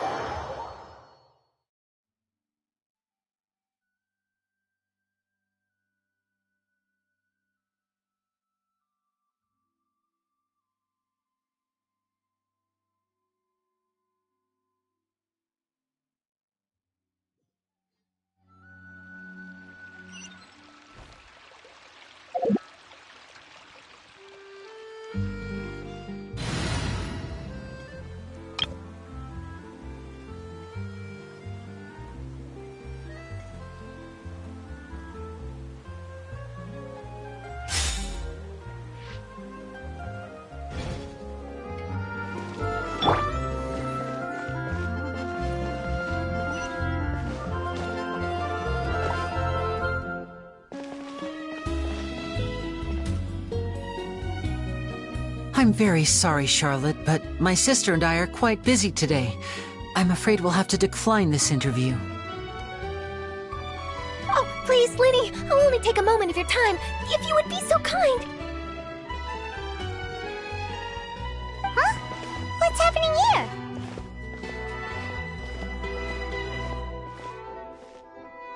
I spent all night writing my piece about the Phantom Weasel, and it was going to go to print this morning. But just as dawn broke, I suddenly received news that Caesar's fiancée, Gemma, had contacted the guards and confessed to having been the real Phantom Weasel all along.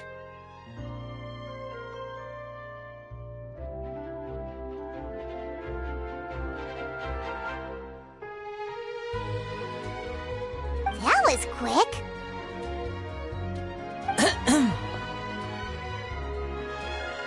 Hmm? Too late, bro.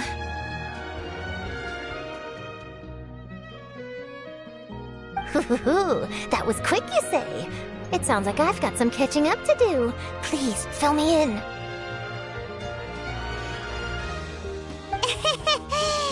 Whoops. Aha! My instincts did not lead me astray. You do have something to hide. Gemma turning herself in must have something to do with Lyney's performance last night. Maybe watching my high-altitude escape trick reminded her of a better time with Caesar, and she could no longer ignore the voice of her conscience. Huh. Okay, then. Wait, no, there must be more to it. If that's all it took for her to have a change of heart, how did it take her 10 whole years? Well...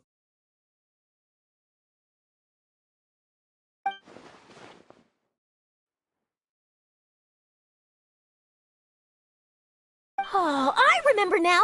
You and Gemma were nowhere to be found after the show. What happened between you? Quickfire question! Where did you all go after the show?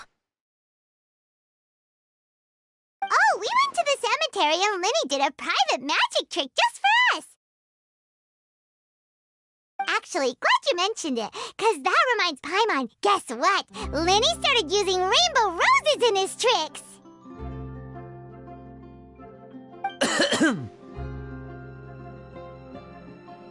What? I don't recall ever having received a rainbow rose from you myself. Is this supposed to mean that they're more important to you than your own sister? No, I just,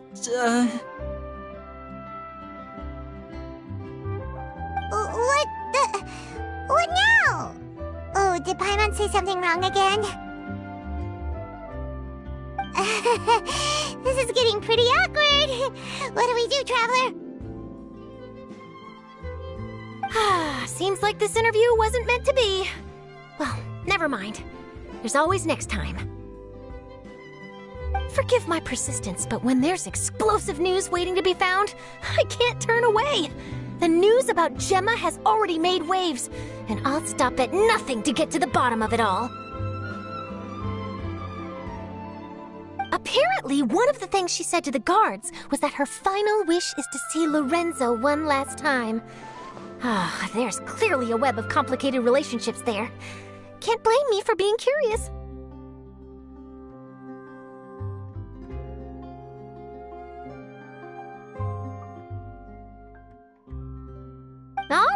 guess I'll leave you to continue the rest of your conversation in peace. Bye for now.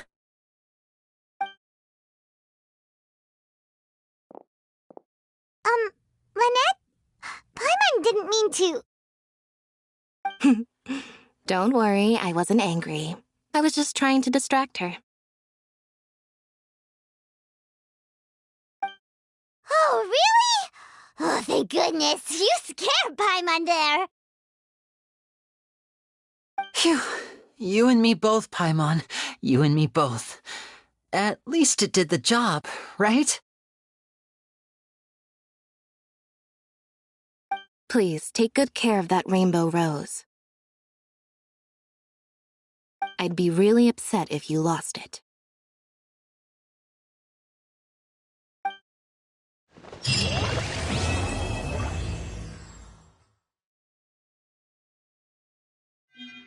Palais Mermonia's idea of crisis awareness defies words.